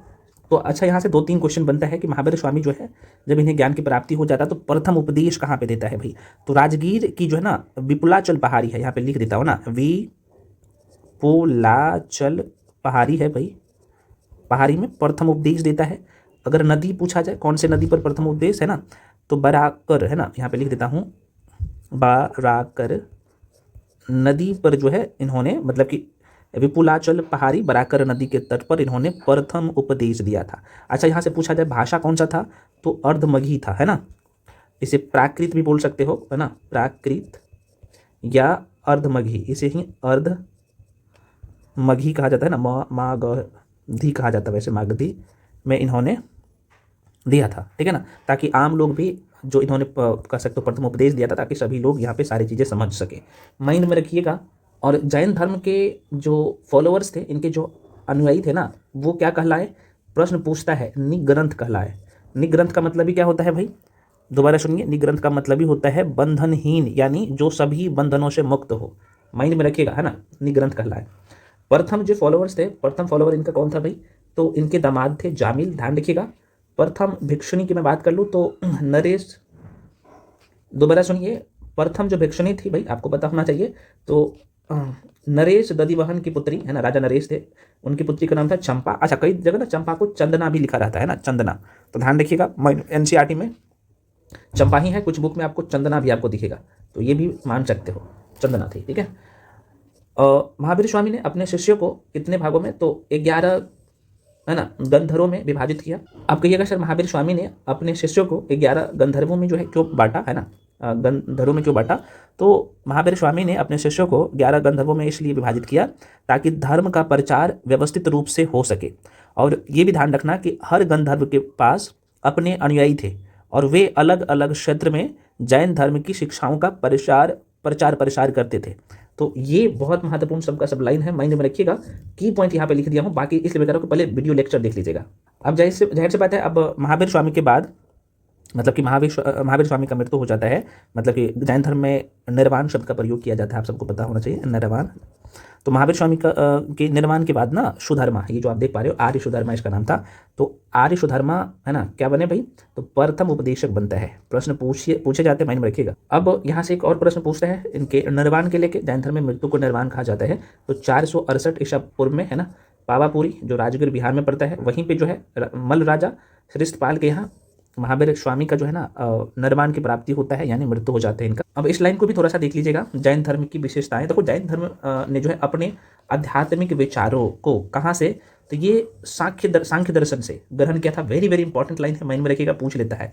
जैन धर्म में ईश्वर की मान्यता नहीं है, जैन धर्म में आत्मा की मान्यता है ना। महावीर की बात कर लो तो ये जो है पूर्व जन्म एवं कर्मवाद में विश्वास करते थे। ये दोनों लाइन जैन धर्म और बौद्ध धर्म से जोड़ के पूछे जाते हैं, ध्यान रखिएगा। अब देखो भाई, जैन धर्म के जो त्रिरत्न थे, सम्यक दर्शन, सम्यक ज्ञान, सम्यक आचरण। अब आपके बारे में क्वेश्चन आएगा, सम्यक दर्शन, सम्यक ज्ञान और सम्यक आचरण का मतलब क्या होता है, चीजों को समझिए। तो भाई, सम्यक दर्शन का मतलब होता है सही विश्वास या सत्य के प्रति अटूट श्रद्धा, है ना। सम्यक ज्ञान यानी सही ज्ञान, वास्तविक तत्वों को समझना। और सम्यक आचरण का अर्थ है कि सही व्यवहार, जिसमें अहिंसा, सत्य, अस्तेय, ये सब शामिल है। तो माइंड में रखिएगा फ्रेंड्स, प्रश्न यहाँ से भी पूछा जाए तो भाई आप जवाब देने के हमेशा कंडीशन में रहो। जैन धर्म के जो है 5 महाव्रत था। अच्छा, जैन धर्म में ये जो 5 या पंच जो है महाव्रत है, जैन धर्म में बहुत महत्वपूर्ण इसे माना जाता है। पहला जो है, ये पांच जो है महाव्रत है, ये अहिंसा, सत्य, अस्तेय, अपरिग्रह और ब्रह्मचर्य, है ना। तो अहिंसा का मतलब होता है भाई, आप सबको पता है, किसी भी जीव को कष्ट ना पहुंचाना, ये चीज़ें आपको पता ही है। सत्य का मतलब आप सबको पता है कि सत्य यानी हमेशा सच बोलना। अस्तेय का मतलब क्या होता है, अस्तेय मतलब चोरी ना करना, आपको पता होना चाहिए, चोरी ना करना। और ब्रह्मचर्य समझ ही रहो ना, कि अपने इंद्रियों पर नियंत्रण रखना। और अपरिग्रह जो है बहुत इंपॉर्टेंट है, पूछ लेता है ना। तो अपरिग्रह का मतलब होता है कि जरूरत से ज़्यादा धन न जमा करना। ये जैन धर्म का 5 महाव्रत है, वेरी वेरी इंपॉर्टेंट है, माइंड में रखिएगा। अब देखो भाई, ये जो लाइन आप देख पा रहे हो ना, ये वैसा ही नहीं लिखा हुआ, इसके पीछे भी बहुत कुछ छिपा हुआ है। जैन धर्म के सप्तभंगी ज्ञान के जो है ना अन्य नाम शयादवाद और क्या है, अनेकांतवाद है। तो सप्तभंगी ज्ञान, सयादवाद और अनेकांतवाद एक दूसरे से जुड़े हैं। सयादवाद कहता है कि किसी भी चीज़ को देखने के कई पहलू हो सकते हैं, कोई भी बात पूरी तरह से सच या झूठ नहीं होती, ये सयादवाद कहता है। अनेकांतवाद क्या कहता है भाई? अनेकांतवाद जो है इस बात पर जोर देता है कि दुनिया में हर चीज़ अनेक गुणों से मिलकर बनी है, और सप्तभंगी ज्ञान इन सातों पहलुओं को समझने का तरीका है। तो वेरी वेरी इंपॉर्टेंट पॉइंट है, माइंड में थोड़ा सा रख लीजिएगा। अगला यहाँ पे देख सकते हैं, जैन धर्म का विभाजन भी एक समय में होगा। तो लगभग 300 ईसा पूर्व में, बीसीई में, 300 बीसी पूर्व में मगध में 12 वर्षों का भी भीषण अकाल पड़ता है, जिसमें जैन धर्म का विभाजन हो जाता है ना। आप देखेंगे तो दिगंबर है ना और श्वेतांबर में। तो जो श्वेतांबर थे वे श्वेत रंग का कपड़ा पहनते थे, वो मगध में ही रह गए है ना। और जो दिगंबर थे वो कर्नाटक चले जाते हैं, माइंड में रखिएगा है ना। और ये नंगे रहते थे दिगंबर। और श्वेतांबर जो है व्हाइट कलर का आप देखेंगे कपड़ा धारण अभी भी लोग जैन धर्म में 2 तरह का लोग आपको दिखेगा। तो कुछ लोग जो है बिना कपड़े को आपको मिलेगा। अब यहाँ पे लोगों के मन में कन्फ्यूजन रहता है ना, दिगंबर और श्वेतांबर के लेके मैं आपको थोड़ा सा दिखा देता हूँ। देखो भाई, लगभग 300 ईसा पूर्व, अभी जो मैं बताया हूँ, लगभग 300 ईसा पूर्व में जब मगध में भीषण अकाल पड़ा, लगभग 12 साल तक ये अकाल पड़ा। तो कुछ जो है जैन धर्म के जो मानने वाले लोग थे, फिर जैन भिक्षु कहाँ पे, दक्षिण भारत की ओर चले गए। जो मगध में रहे उन्हें परंपराओं में, जो मगध में था पहले से, तो वो लोग परंपराओं में कुछ जो है नियम बदलाव किए, और इसी कारण देखा जाए तो जैन धर्म 2 भागों में बढ़ जाता है, दिगंबर और श्वेतांबर। तो दिगंबर जो थे ये कपड़ा धारण नहीं करते थे, और जो श्वेतांबर थे वो व्हाइट कलर का आप देखेंगे कपड़ा वो धारण करते थे। तो इतना पॉइंट्स ध्यान रखिएगा, यहाँ से काम हो जाएगा। कुछ प्रमुख तथ्य जान लीजिए, क्योंकि जैन धर्म के मानने वाले कुछ राजा थे, जैसे उदयन हो गया है ना, वदराज हो गया है ना, चंद्रगुप्त मौर्य है, कलिंग नरेश खारवेल है ना, राष्ट्रकूट राजा है ना, अमोघ, चूंकि राष्ट्रकूट राजा अमोघ वर्ष जो थे ना, अमोघ वर्ष है ना, यहाँ पे लिख ही देता, देखो अमोघ लिखा है, अमोघ वर्ष, ये जैन धर्म के महत्वपूर्ण रक्षक थे, ऐसे बोल सकते हो है ना। और चंदेल शासक ये भी थे। तो माइंड में रखिएगा, अगर पूछा जाए कि इनमें से कौन से लोग जो है जैन धर्म के अनुयायी थे या नहीं थे, तो माइंड में रखिए मैसूर के गंग वंश के मंत्री, जिसका नाम था चामुंड, के प्रोत्साहन से कर्नाटक के शरबन वेलगोला में जो है कितना, तो 10वीं शताब्दी के मध्य भाग में विशाल बाहुबली है ना, यहाँ पे इस लाइन को देखिएगा, विशाल बाहुबली की मूर्ति, जिसका नाम है गौतमेश्वर की मूर्ति, का निर्माण किया गया। और ये गौतमेश्वर का मूर्ति गौतम बुद्ध का नहीं है, महावीर स्वामी का है, माइंड में रखिएगा। तो ये भी प्रश्न पूछे जाते हैं किसके द्वारा किया गया है, तो ये नाम दे के पूछे जाते हैं है ना। तो मैसूर के गंग वंश के मंत्री, जिसका नाम था चामुंड है ना, चामुंड के द्वारा करवाया गया था, ठीक है ना, माइंड में रखिएगा। गौतमेश्वर की मूर्ति महावीर स्वामी की मूर्ति है, कर्नाटक के कहाँ पे, तो सरबनबेलगोला में है। अभी क्वेश्चन देखिएगा आपको, मौर्योत्तर काल या युग में मथुरा जैन धर्म का प्रसिद्ध केंद्र बन गया है, ये भी प्रश्न पूछ लेता है। खजुराहो में जैन मंदिर का निर्माण चंदेल शासक द्वारा करवाया गया। जैन तीर्थकर की जीवनी भद्रबाहु द्वारा लिखा गया है ना, कल्पसूत्र में है, आपको पता होना चाहिए कल्पसूत्र। और मल्ल राजा श्रीस्थपाल के राजप्रसाद में महावीर स्वामी को निर्माण का प्राप्त होता है, आपको पता होना चाहिए। ये भी इस लाइन से भी प्रश्न पूछा जाता है। अच्छा, 2 जैन संगीति हुआ है, आप सबको पता होना चाहिए। तो प्रथम होता है 300 में, 300 ईसा पूर्व में, 300 बीसीई में, स्थल कहाँ पे, पाटलिपुत्र में होता है। अध्यक्ष जो है स्थूलभद्र थे है ना। द्वितीय होता है ना, द्वितीय 6ठी शताब्दी में होता है, और कहाँ पे, ये गुजरात में होता है, बल्लभी में। और अध्यक्ष कौन थे भाई, तो क्षमा शर्मन थे। ये दोनों जैन धर्म में 2 जो है जैन संगीति को ध्यान रखिएगा, और बौद्ध धर्म में 4 को। अब एक हम लोग सरसरी निगाहों से सारे क्वेश्चन को कर लेते हैं, ठीक है ना। तो क्वेश्चन है भाई, आपको महावीर स्वामी का जन्म कहाँ हुआ था, तो कुंडल ग्राम में हुआ था, आप सबको पता होना चाहिए, वैशाली में है ना। देखो जगह का नाम अगर नहीं देता वैशाली रहता तो वैशाली आप आंसर टिक करते। तो महावीर स्वामी का जन्म है ना कहाँ पे, तो कुंडल ग्राम वैशाली के निकट है लगभग। अब देखो भाई, यहाँ पे बुक में मतभेद है। अगर पुरानी ओल्ड एनसीईआरटी आप देखोगे ना, तो वहाँ पे देता है 540, लेकिन न्यू एनसीईआरटी आप अभी वाला देखोगे तो वहाँ पे 599 देता है। तो हिसाब से देखिएगा क्वेश्चन में क्या ऑप्शन है, उसके हिसाब से आंसर टिक करिएगा, ठीक ना। तो महावीर स्वामी का जो जन्म होता है भाई कुंडल ग्राम है ना, कुंडल ग्राम या कुंडलपुर भी रहता है कई जगह। तो ये कहाँ पे है भाई, बिहार के वैशाली जिला में पड़ता है अभी प्रेजेंट टाइम में। तो माइंड में रखिएगा। लो अगला प्रश्न आ गया, महावीर स्वामी का प्रथम शिष्य अभी देखा ना, इनका कौन थे, तो दामाद थे जामिल।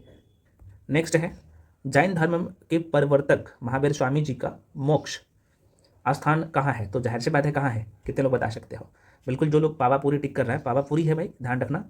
क्योंकि जैन धर्म के वास्तविक संस्थापक या 24 नंबर का जो तीर्थंकर थे महावीर स्वामी का मोक्ष स्थान, मतलब कि जिन्हें निर्माण की प्राप्ति हुई थी है ना, इनका मृत्यु हुआ था जहाँ पे, तब से बोल सकते हो। तो पावापुरी में स्थित है और बिहार राज्य के नालंदा जिले में स्थित है। ये महत्वपूर्ण पॉइंट है, माइंड में रखिएगा। भगवान महावीर ने जो है 527, ये भी डेट कई बार पूछ लेगा, तो 527 ईसा पूर्व में लगभग 72 साल की एज में, कितने, तो 72 वर्ष की एज में इन्हें पावापुरी में कह सकते हो कि अपना शरीर त्याग दिया था। प्रश्न पूछे जाते हैं, माइंड में रखिएगा।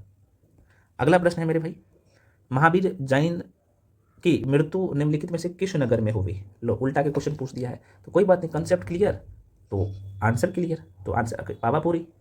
अगला क्वेश्चन है, निम्नलिखित में से कौन सबसे, है ना, पूर्वकालिक जैन ग्रंथ कहलाता है? बहुत अच्छा। तो देखो भाई, ध्यान रखना, ये 14 जो पूर्व है ना, इसका नाम ही है 14 पूर्व। ये जैन ग्रंथ है, तो 14 पूर्व प्राचीनतम जैन ग्रंथ है, मतलब कि सबसे पुराना। इसे रट लीजिएगा, सबसे पुराना जैन ग्रंथ माना जाता है। और अंतिम नंद राजा के समय में संभूत विजय तथा भद्रबाहु संघ के अध्यक्ष थे। भद्रबाहु महावीर द्वारा सुनिए, भद्रबाहु महावीर द्वारा परदत्त कितना, तो 14, ये ध्यान रखना, 14 पूर्वों के विषय में जानने वाले अंतिम व्यक्ति थे ये भी पूछे जाते हैं। अब आपके मन में क्वेश्चन आएगा, जो 14 पूर्व जो है ये जैन का प्राचीन ग्रंथ थे, क्या ये अभी उपलब्ध है? तो नहीं। मैं दोबारा रिपीट कर दे रहा हूँ, जैन धर्म में 14 पूर्व प्राचीनतम जैन ग्रंथों का एक संग्रह था। 14 पूर्व जो आप देख पा रहे हो, है ना, 14 पूर्व को 14 पुण्य भी, पुण्व है ना, ऐसे लिखा जाता है, पो अधा नव पुण्व भी लिखा जाता है।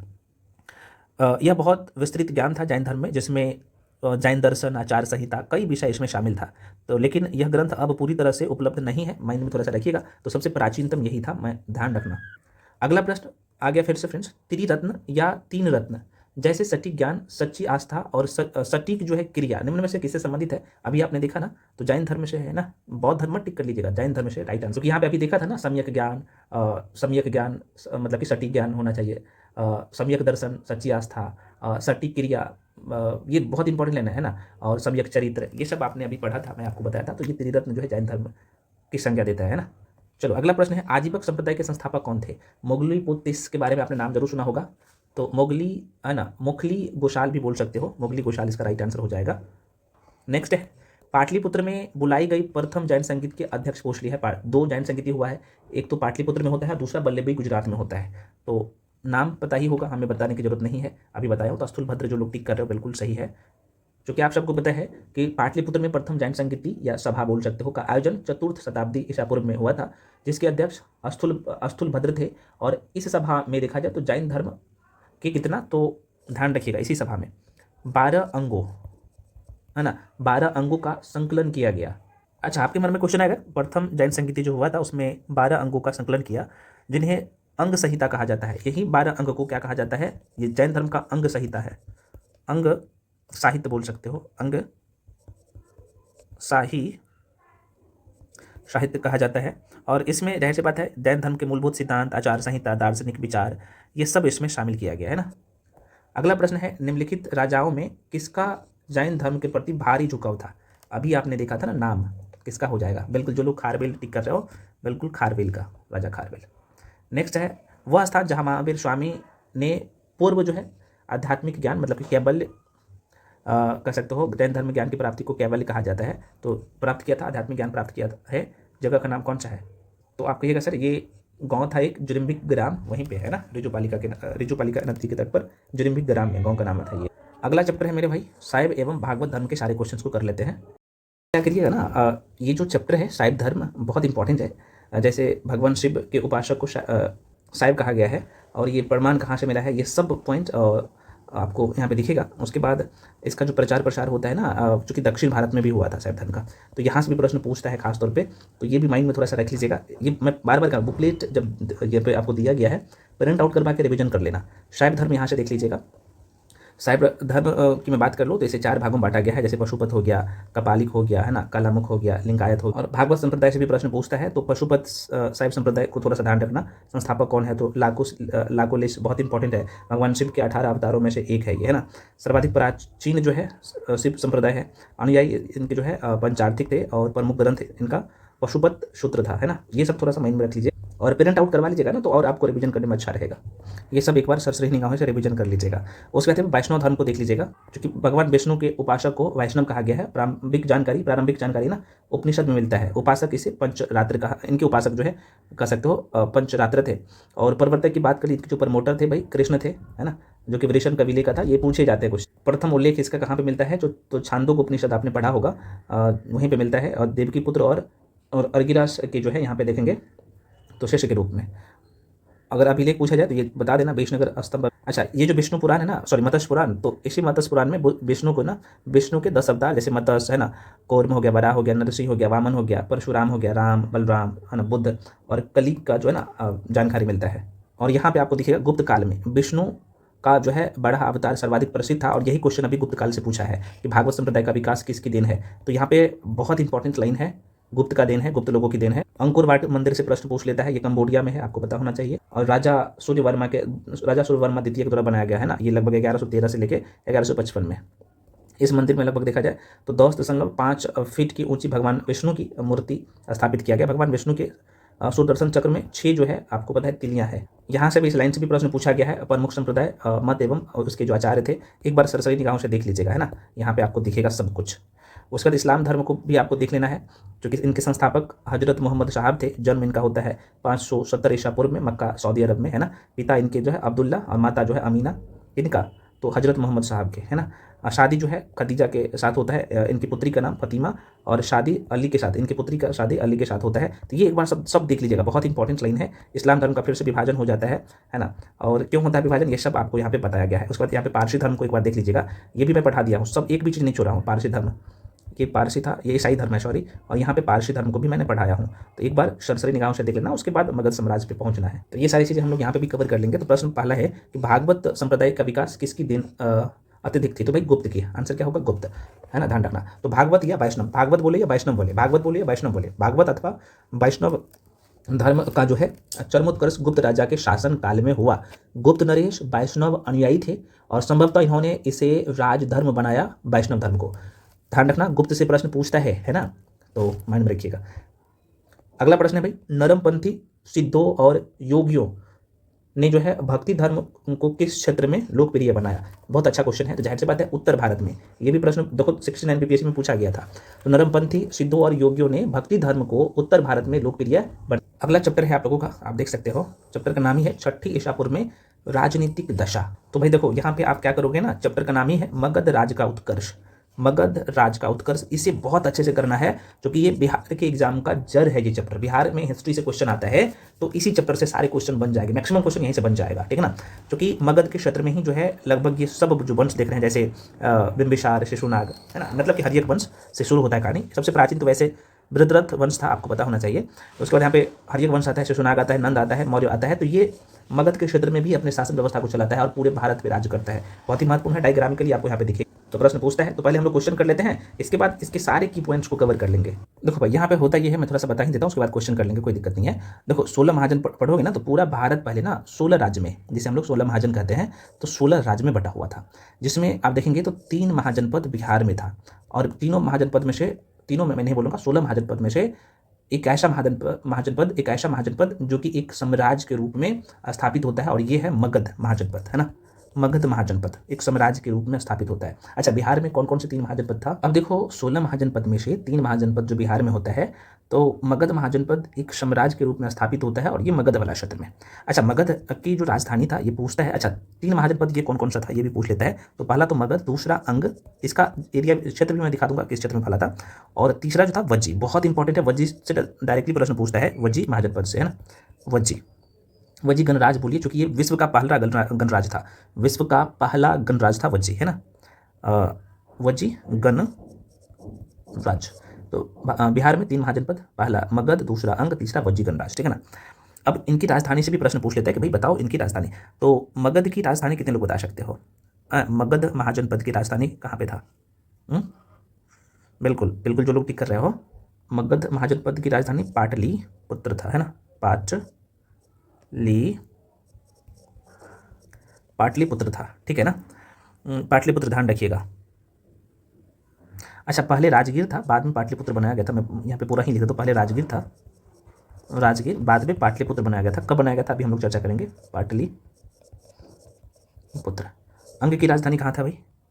अंग का बिल्कुल चंपा। और अंग महाजनपद किस क्षेत्र में फैला था? तो वर्तमान में जो भागलपुर वाला क्षेत्र है ना, उस क्षेत्र में। ये जो वज्जी गणराज्य देख रहे हैं, इसकी राजधानी कहाँ थी? वज्जी का। तो बिल्कुल वैशाली, जो लोग वैशाली टिक कर रहे हो ना, इसका वैशाली राजधानी। ठीक। और ये देखा जाए तो वैशाली वाला क्षेत्र कह सकते हो, मिथिला वाला क्षेत्र में ये फैला हुआ था। और ध्यान रहे, वैशाली गणराज विश्व का पहला गणराज माना जाता है, ध्यान रखिएगा। अब ये तो कुछ बेसिक बातें देख लिए कि 16 राज था पहले, जिसे जो कि राज का 3 हिस्सा बिहार में था, ऐसे बोल सकते हो, बिहार वाला क्षेत्र में। तो 16 महाजनपद में से 3 महाजनपद बिहार में था। अब देखो कुछ क्वेश्चन ना इस चार्ट से आपसे पूछ लेगा कि सबसे प्राचीन मगध के क्षेत्र में जो शासन व्यवस्था को चलाया या फिर राज्य किया, सबसे प्राचीन वंश कौन सा था? तो बृहद्रथ था सबसे प्राचीन वंश था। उसके बाद बिंबिसार था। उसके बाद शिशुनाग आता है, ये संस्थापक है इसका। अगर मैं वंश बोलूँ, वंश तो यहाँ से शुरू होता है, बृहद्रथ वंश ही बोल सकते हो यहाँ पे। दूसरे नंबर पे हर्यक आता है, तीसरे नंबर पे शिशुनाग आता है, चौथे नंबर पे नंद आता है, 5वें नंबर पे मौर्य आता है, जो कि बिहार के क्षेत्र में, मगध वाला क्षेत्र में अपने शासन व्यवस्था को सुचारू रूप से चलाया। तो सबसे प्राचीन वंश बृहद्रथ, दूसरे नंबर पे हर्यक, तीसरे नंबर पे शिशुनाग, चौथे नंबर पे नंद और 5वें नंबर पे मौर्य वंश आता है। ठीक है। तो ये जो था बृहद्रथ वंश के संस्थापक कौन थे? गिरिब्रज थे। सॉरी, राजधानी गिरिब्रज थे, माफी चाहता हूँ। राजधानी इसका गिरिब्रज थे, है ना। और इनके सबसे प्राचीन वंश जो बृहद्रथ था, इनके संस्थापक भी बृहद्रथ ही थे। ठीक है ना। उसके बाद अगर देखा जाए तो हर्यक वंश के संस्थापक कौन थे भाई? बिंबिसार। और इनकी राजधानी राजगिरा थे। ये गिरिब्रज, जो कि राजगिरा का ही प्राचीन नाम था गिरिब्रज, ध्यान रखना। उसके बाद जो है शिशुनाग वंश आता है। इसके संस्थापक कौन थे भाई? तो शिशुनाग थे, वैशाली इन्होंने अपना राजधानी बनाया था, वैशाली को। उसके बाद नंद वंश आता है और इनके संस्थापक महापद्मानंद है, पाटलिपुत्र को अपना राजधानी बनाता है। उसके बाद मौर्य वंश आता है, चंद्रगुप्त मौर्य द्वारा स्थापना किया जाता है और इनकी राजधानी जो है पाटलिपुत्र था। ठीक है, ये तो बेसिक बात है। हालांकि मगध पर वास्तविक शक्ति का जो विकास होता है ना, कह सकते हो कि मगध का जो विस्तार करता है या फिर मगध का वास्तविक संस्थापक जो माना जाता है, ये हर्यक वंश के जो शासक है ना, बिंबिसार को ही माना जाता है। ठीक है, तो ये भी थोड़ा सा ध्यान रखिएगा। अब यहाँ से शुरू करते हैं। हर्यक वंश को पितृहंता वंश कहते हैं। आप देखेंगे कि भाई अपने गद्दी के लिए अपने पिता को हत्या किया, है ना। तो आगे चर्चा करेंगे हम लोग। पहला क्वेश्चन यहाँ से पूछ लेता है ना, हर्यक वंश के संस्थापक से। तो हर्यक वंश के संस्थापक मैंने आपको बताया हो ना, बिंबिसार थे। ठीक है ना। हर्यक वंश का समय काल की बात कर लो तो 544 BCE से ईसा पूर्व से 412 ईसा पूर्व, है ना, 412 ईसा पूर्व माना जाता है। पहला क्वेश्चन ध्यान रखना, है ना। और हर्यक वंश की मैं बात कर लूँ तो कौन कौन से प्रमुख जो शासक हुए? संस्थापक बिंबिसार है, तस्वीर में दिख रहा होगा। उसके बाद बिंबिसार का पुत्र आता है जिनका नाम है अजातशत्रु बिंबिसार का पुत्र था। उसके बाद अजातशत्रु का पुत्र आता है उदयन, और उदयन के बाद सबसे अंतिम जो है हर्यक वंश का शासक आता है जिसका नाम है नागदशक। तो ये चारों ध्यान रखना, चारों से ही क्वेश्चन पूछे जाते हैं, इसके अलावा क्वेश्चन आता ही नहीं है। तो अब यहाँ पे देखना, बिंबिसार की बात कर लो तो हर्यक वंश के संस्थापक 544 ईसा पूर्व में स्थापना करता है। राजधानी कहाँ पे बनाता है? राजगिरा को। वर्तमान में जो राजगीर है वही राजगिरा था, पहले प्राचीन नाम है। बौद्ध धर्म को मानने वाले ये व्यक्ति है, बौद्ध धर्म के फॉलोअर्स थे, बौद्ध धर्म के अनुयायी थे। महात्मा बुद्ध की सेवा हेतु राजवैद्य जीवक को, किसको? तो जीवक को इन्होंने भेजा था, है ना, बिंबिसार ने। अब बिंबिसार ने कौन कौन से काम किया, थोड़ा सा देख लो, यहाँ से प्रश्न पूछता है। तो कुशल प्रशासनिक व्यवस्था, विदेश नीति को बहुत सुचारू रूप से इन्होंने लागू किया। अंग राज्य को, अंग जो मैंने बोला ना कि भाई बिहार में 3 महाजनपद था, जो भागलपुर वाला जो क्षेत्र था अंग में, तो अंग राज्य को हराकर मगध में मिला लिया था। कौन? प्रश्न पूछता है किसने मिलाया था? तो यही जो है ना, कौन? बिंबिसार ने। अवंती राजा, बहुत पूछता है, अवंती के राजा परघोत की सहायता से राजवैद्य, सॉरी एक मिनट लाइन को देखिएगा। तो अवंती के राजा परघोत की सहायता हेतु, अब उनका जो राजवैद्य था, बिंबिसार का जो राजवैद्य था, जीवक, है ना, जीवक को भेजा था इन्होंने। पूछता है क्वेश्चन। अब देखो बिंबिसार ना बड़ी चालाक व्यक्ति थे। इन्होंने क्या किया, अपने शासन व्यवस्था को एकदम फैलाने के लिए और अच्छे तरीके से चलाने के लिए वैवाहिक संबंध द्वारा शक्ति को भी विस्तार किया, मतलब कि अपने साम्राज्य को भी विस्तार किया वैवाहिक नीति द्वारा, है ना। तो ये पूछता है प्रश्न। तो कौशल नरेश, है ना, कौशल नरेश प्रसेनजीत, ये प्रसेनजीत है, प्रसेन है होगा, प्रसेनजीत की बहन महाकौशला से इन्होंने शादी किया था। वैशाली के चेतक की पुत्री छेलना से भी इन्होंने शादी किया था। कौन? बिंबिसार ने। और मद्र या फिर मध्य भी बोल सकते हो, देश की राजकुमारी क्षेमा से भी इन्होंने शादी किया था। तो महाकौशला, छेलना और क्षेमा से इन्होंने शादी किया था। और वैवाहिक संबंध के द्वारा भी अपने शासन व्यवस्था को फैलाया था, शक्ति को विस्तार किया था। पूछता है कौन से मगध के शासक ने ऐसा किया था, तो बिंबिसार ने किया था। माइंड में रखिएगा, वेरी वेरी इंपॉर्टेंट है, क्वेश्चन पूछता है। बिंबिसार की हत्या कौन कर देता है, तो इसका पुत्र ही कर देता है, अजातशत्रु गद्दी के लिए। कब करता है, तो 493 BC में कर देता है। तो जाहिर सी बात है अपने पिता को हत्या कर देगा, तो अजातशत्रु जिसे यहाँ पे क्या कहा जाता है, कुनिक कहा जाता है ना, कुनिक कहा जाता है, अब गद्दी पे बैठेगा। तो अब जो है ये गद्दी पे बैठेगा, तो ये 492 से लेके 460 तक ही शासन कर पाएगा, क्योंकि अजातशत्रु का पुत्र आता है उदयन, वो भी क्या कर देता है, अपने पिता का हत्या कर देता है ना। उदयन ये अपने पिता को, मतलब किसको, अजातशत्रु को हत्या कर देता है। इसीलिए इसीलिए इसीलिए हर्यक वंश को पितृहंता वंश के नाम से जाना जाता है, क्योंकि पिता का हत्या कर रहा है उसका बेटा, ठीक है ना। ऐसे माइंड में रख सकते हो, बहुत आसान है यह टॉपिक, बस आपको समझना है। जाहिर सी बात है अब कौन आ जाएगा, तो अजातशत्रु आ जाएगा। अजातशत्रु अपने पिता की हत्या करके मगध की गद्दी पर बैठा और शासक बना। बौद्ध धर्म के अनुयायी ये भी थे, कौन, तो अजातशत्रु, इनका पिता भी थे, ये भी थे। इनके मंत्री हर्षकार, जिसे वर्षकार भी कहते हैं, इनकी सहायता से वैशाली पर इन्होंने विजय प्राप्त किया था। 461 में इनका पुत्र फिर क्या कर देता है, लो 461 में उदयन, जो कि अजातशत्रु का पुत्र था, वो हत्या कर देता है अपने पिता को। और जाहिर सी बात है अब क्या कौन आएगा, उदयन आएगा, तो ये भी ध्यान रख लीजिएगा। तो अब इसी अजातशत्रु के समय में मैंने आपको बौद्ध धर्म पढ़ाया था, तो वहाँ पे पढ़ाया था कि इसी अजातशत्रु के समय में प्रथम बौद्ध संगीति राजगृह में हुआ था, और महाकश्यप को क्या किया था, तो आप कहिएगा सर अध्यक्ष था, शासनकाल इसका था, अजातशत्रु का प्रथम बौद्ध संगीति हुआ था, ठीक है ना, ध्यान रखिएगा। उसके बाद उदयन आता है। उदयन भी 461 में, 461 ईसा पूर्व में क्या करता है भाई, 461 ईसा पूर्व में अपने पिता की हत्या करता है, और उदयन मगध की गद्दी पर बैठता है। उदयन ने, ये बहुत पूछता है कई बार, अभी मैं क्वेश्चन करवाऊंगा ना, तो यहाँ पे ये दिखेगा आपको। तो ये जो उदयन था, ये पाटली ग्राम की स्थापना ये उदयन के द्वारा ही किया गया था। और ये उदयन क्या था भाई, उदयन के पिता और दादा बौद्ध धर्म को मानते थे, लेकिन ये जो उदयन है ना, उदयन ये जैन धर्म को मानने वाले व्यक्ति थे, ये जैन धर्म को मानते थे। बस इतना ध्यान रखना, गलती मत करिएगा। क्या ध्यान में रखना है, उदयन के दादा और पिता और दादा बौद्ध धर्म को मानते थे, और ये क्या किया, उदयन क्या किया, जैन धर्म को माना, ठीक है ना। अंतिम शासक उदयन का पुत्र होता है, ये नागदशक, जो कि मगध की गद्दी पर बैठता है, हर्यक वंश को चलाता है। बस कहानी खत्म हो गया ना। यहीं से प्रश्न पूछता भी है, पाटलिग्राम या पाटलिपुत्र की स्थापना किसने किया, तो भाई यहाँ यही उदयन हर्यक वंश का जो तीसरा शासक होता है वो करता है। वेरी वेरी इंपॉर्टेंट लाइन है, अभी आपको दिखेगा, मैं टेस्ट करवाऊंगा वहाँ। अब हर्यक वंश के बाद कौन आएगा, नागवंश आएगा। नागवंश का जो समय होता है ना भाई, ये 412 से लेके 444 तक होता है। 44 ईसा पूर्व है, ध्यान रखना, सॉरी 300 ये घटेगा ना, 344 BCE होगा, है ना, ध्यान रखिएगा। संस्थापक कौन है, शिशुनाग। यह जो है नागदशक का अमात्य था। अमात्य का मतलब क्या, चूंकि आप यहाँ पे देखेंगे ना, ये शिशुनाग किसका मंत्री थे, तो नागदशक का मंत्री था। नागदशक जो हर्यक वंश का अंतिम जो शासक होता है, नागदशक है ये, नागदशक का मंत्री था, जिसे अमात्य कहा जाता है। तो प्रश्न पूछे जा सकते हैं कि भाई प्राचीन इतिहास में अमात्य शब्द किसके लिए प्रयोग किया जाता था, तो मंत्री या सलाहकार बोल सकते हो, मंत्री या सलाहकार, है ना। अभी सभी पार्टी वाले एक सलाहकार रखते हैं, आप देखे होंगे, ठीक है ना। तो यही है, आप देखेंगे तो शिशुनाग जो है ना, ये नागदशक के सलाहकार थे, और इन्होंने क्या किया कि भाई अपने कह सकते हो अपने राजा को हत्या करके, और देखा कि भाई हर्यक वंश अब इनसे नहीं चल पा रहा है, सुचारू रूप से नहीं चला पा रहा है, देखता है कि कमजोरी कहीं ना कहीं आ गया, तो इनका हत्या कर देता है, नागदशक को हत्या कर देगा शिशुनाग, और मगध वाला क्षेत्र पे नागवंश का विस्तार करेगा, है ना। तो नागवंश के संस्थापक कौन होगा भाई, तो आप कहिएगा शिशुनाग, ठीक है ना। तो शिशुनाग क्या किया था भाई, वैशाली को राजधानी बनाया था, कि मगध का राजधानी अब कहाँ पे बना देगा, वैशाली को बनाएगा। बहुत इंपॉर्टेंट है ना, वैशाली को बना लिया राजधानी, कौन, नागदशक, वैशाली को राजधानी बना लिया, ठीक है ना। और इस वंश का शासक कालाशोक होता है, मैंने आपको पढ़ाया था। कालाशोक जो कि कालाशोक क्या करता है, पुनः जो है राजधानी पाटलिपुत्र, पुनः जो वैशाली से जब कालाशोक आता है, तो पाटलिपुत्र की राजधानी फिर से बना लिया कालाशोक, ठीक है ना। मगध की राजधानी पाटलिपुत्र बनाता है। और द्वितीय बौद्ध संगीति जो होता है, इसी के शासनकाल में कालाशोक जब है, जो कि अभी मैं बोला उनके नागवंश के शासक कालाशोक होता है, और इसी के समय में द्वितीय बौद्ध संगीति वैशाली में होता है, और अध्यक्ष कौन होते हैं, सबाकामी होता है, ठीक है ना। अंतिम शासक नंदीवर्धन होता है नागवंश का, ये भी ध्यान रखना। और अब आता है भाई नागवंश के बाद नंदवंश आता है, ये भी ध्यान रखना, कौन सा, नंदवंश आता है, एक मिनट, नंदवंश आएगा, नंदवंश।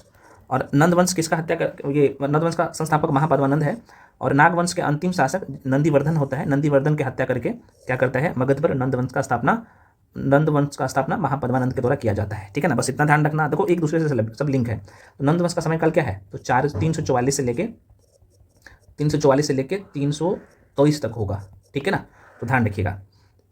दोबारा सुनिए, नंद वंश की स्थापना महापद्मानंद ने की थी। इन्होंने भारतीय इतिहास में देखा जाए, आप ऐसे भी बोल सकते हो कि भारतीय इतिहास का पहला चक्रवर्ती सम्राट माना जाता है महापद्मानंद को।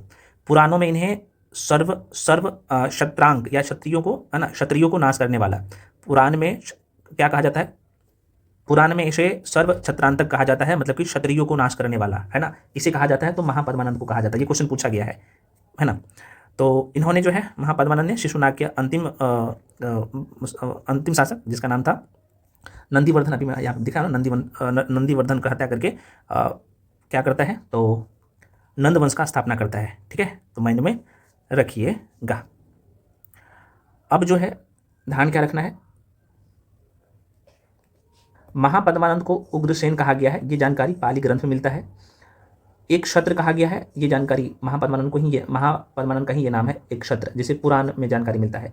एक राट भी कहा गया है महापद्मानंद को, ये जानकारी पुराण में मिलता है। वेरी वेरी इंपॉर्टेंट लाइन है, माइंड में रखिएगा। नंदवंश का अंतिम शासक घनानंद होता है और ये सिकंदर के समकालीन थे। तो प्रश्न पूछे जाते हैं, कौन से नंदवंश के शासक या कौन से मगध का शासक सिकंदर के समकालीन थे? तो ये घनानंद है ना, घनानंद, ये महान पद्मानंद के पुत्र होता है घनानंद, ध्यान रखना। और इसी धनानंद को या घनानंद बोल सकते हो, धनानंद ही बोलिए, धनानंद को चंद्रगुप्त मौर्य ने, किसने? तो चंद्रगुप्त मौर्य ने पराजित किया था और मौर्य वंश की स्थापना मगध वाले क्षेत्र में करेगा, है ना। तो ध्यान रखना, बस इतना कहानी ध्यान रखिएगा ना, आपका काम ही हो जाएगा। अभी क्वेश्चन हम लोग करेंगे ना, सारे क्वेश्चन हो जाएगा। सिकंदर की बात कर ले तो भारत पर विदेशी आक्रमण जो किया था सबसे पहले, क्योंकि यहाँ से भी प्रश्न पूछता है कर्म में सजाने के लिए कि सबसे पहले ये इस लाइन से प्रश्न पूछा गया, अभी दिखेगा आपको क्वेश्चन। भारत पर जो प्राचीन भारत में देखा जाए विदेशी आक्रमण हुआ था, तो सबसे पहले जो है फारस के लोग किए थे आक्रमण, आपको दिखेगा, जैसे शाखामनी या ईरानी या फारसी। उसके बाद दूसरे नंबर पर यूनानी किया था, जो कि सिकंदर थे। तीसरे नंबर पे हिंद यूनानी किए थे, चौथे नंबर पे शक, पाँचवें नंबर पे पल्लव और छठे नंबर पे जो है कुषाण लोग किए थे। तो सबसे पहले कह सकते हो ईरानी किए थे, जो या फिर कह सकते हो साइरस प्रथम, जो कि ईरान या फारस के शासक थे। दूसरे नंबर पे यूनानी किया था सिकंदर, तीसरे नंबर पे हिंद यूनानी, चौथे नंबर पे शक, पांचवें नंबर पे पल्लव और छठे नंबर पे कुषाण किए थे। तो ये भारत पर जो विदेशी आक्रमण हुआ था ना, ये क्रम है, वेरी वेरी इंपॉर्टेंट है, यहाँ से लाइन पूछता है क्वेश्चन, ध्यान रखना। अब सिकंदर के बारे में भी थोड़ा सा देख लो। तो सिकंदर का जन्म होता है 356 ईसा पूर्व में मेसोडेनिया में होता है, मकदूनिया भी बोलते हैं इसे। पिता का नाम फिलिप था, गुरु इनके अरस्तु थे। भारत पर आक्रमण 326 में किया था इन्होंने, सिकंदर ने, 326 ईसा पूर्व में, है ना। भारत में घनानंद का शासन था जब सिकंदर जो है, ये सिकंदर जो भारत पर आक्रमण करता है, तो ठीक है ना।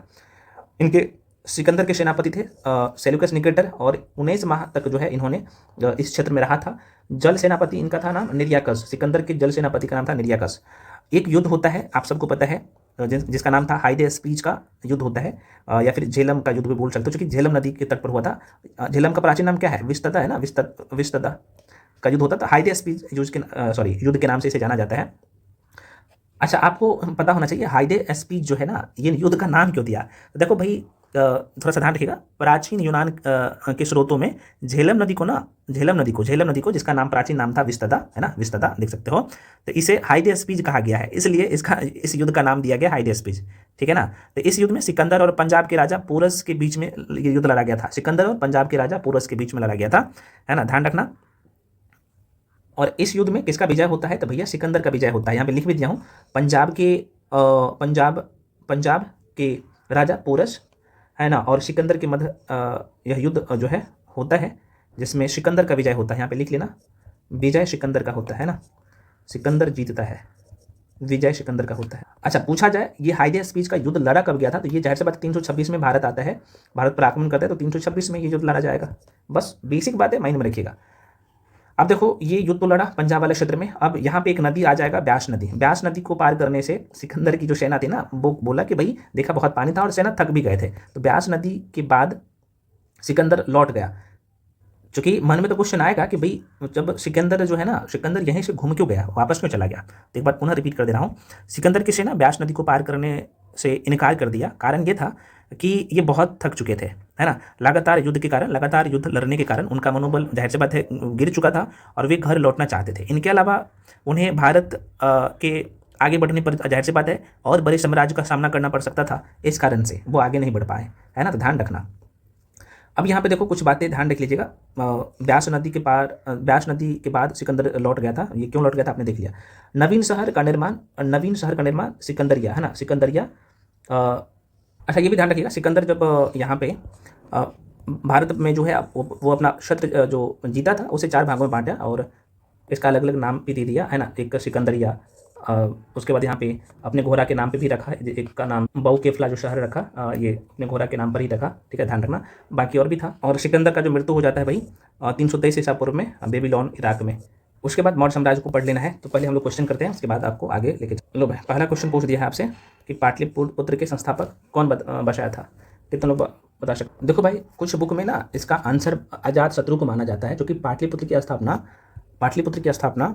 स्थापना जो है अजातशत्रु ने गंगा और सोन नदी के संगम पर पाटलिग्राम में एक किला बनाकर किया था। हालांकि उदयन ने मगध साम्राज्य की राजधानी राजगिरा से पाटलिपुत्र स्थानांतरित की थी, तो इसीलिए आपको एग्जाम में अलग अलग एग्जाम में उदयन भी देता है, तो इसका राइट आंसर उदयन हो जाएगा, है ना। बीपीएससी हालांकि इसका आंसर त्रुटिपूर्ण माना था, लेकिन उदयन इसके हिसाब से होना चाहिए, क्योंकि उदयन ने अपना राजधानी यहाँ पे स्थानांतरित किया था, ठीक है ना।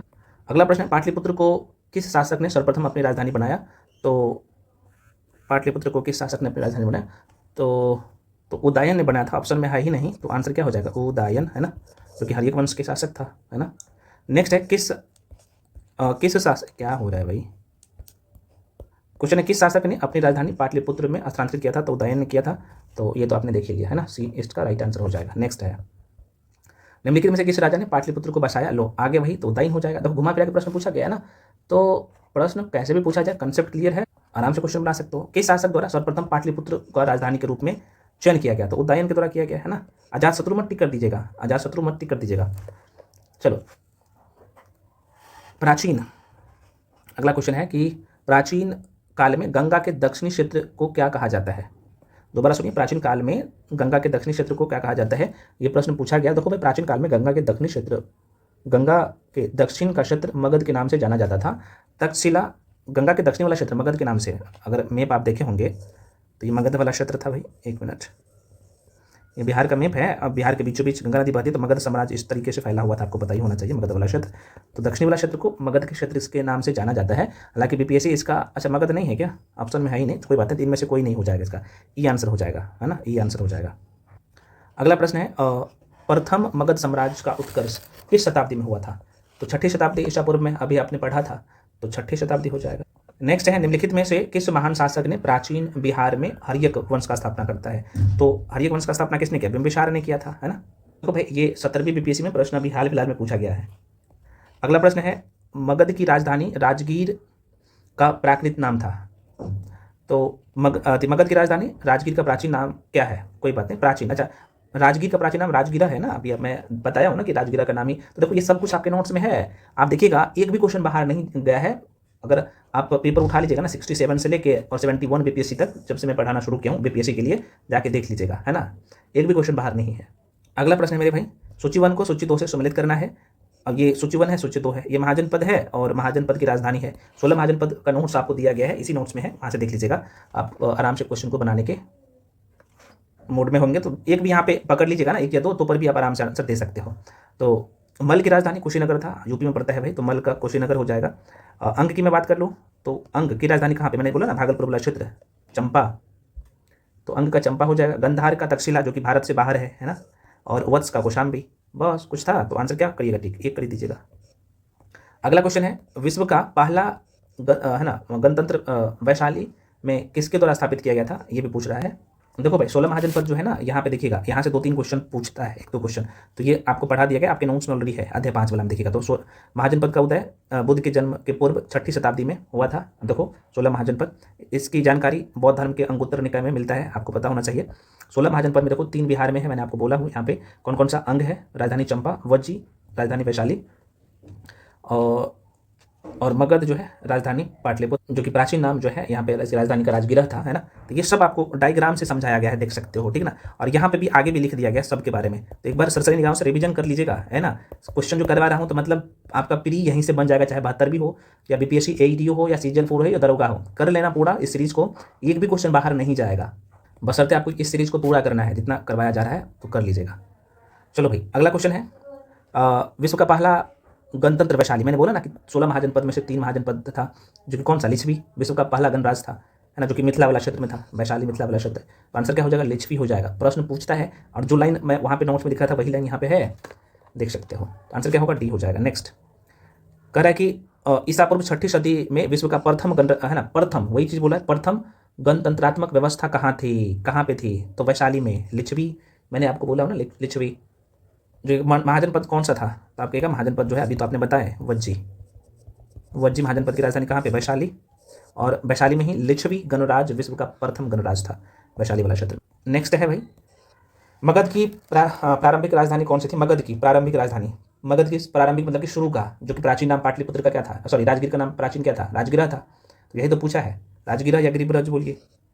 नेक्स्ट है प्राचीन महाजनपद मगध की प्रथम राजधानी, लो भाई प्रथम पूछ दिया है। अब आपके ऑप्शन में तो है ये नहीं राजगिरा, तो क्या टिक करिएगा,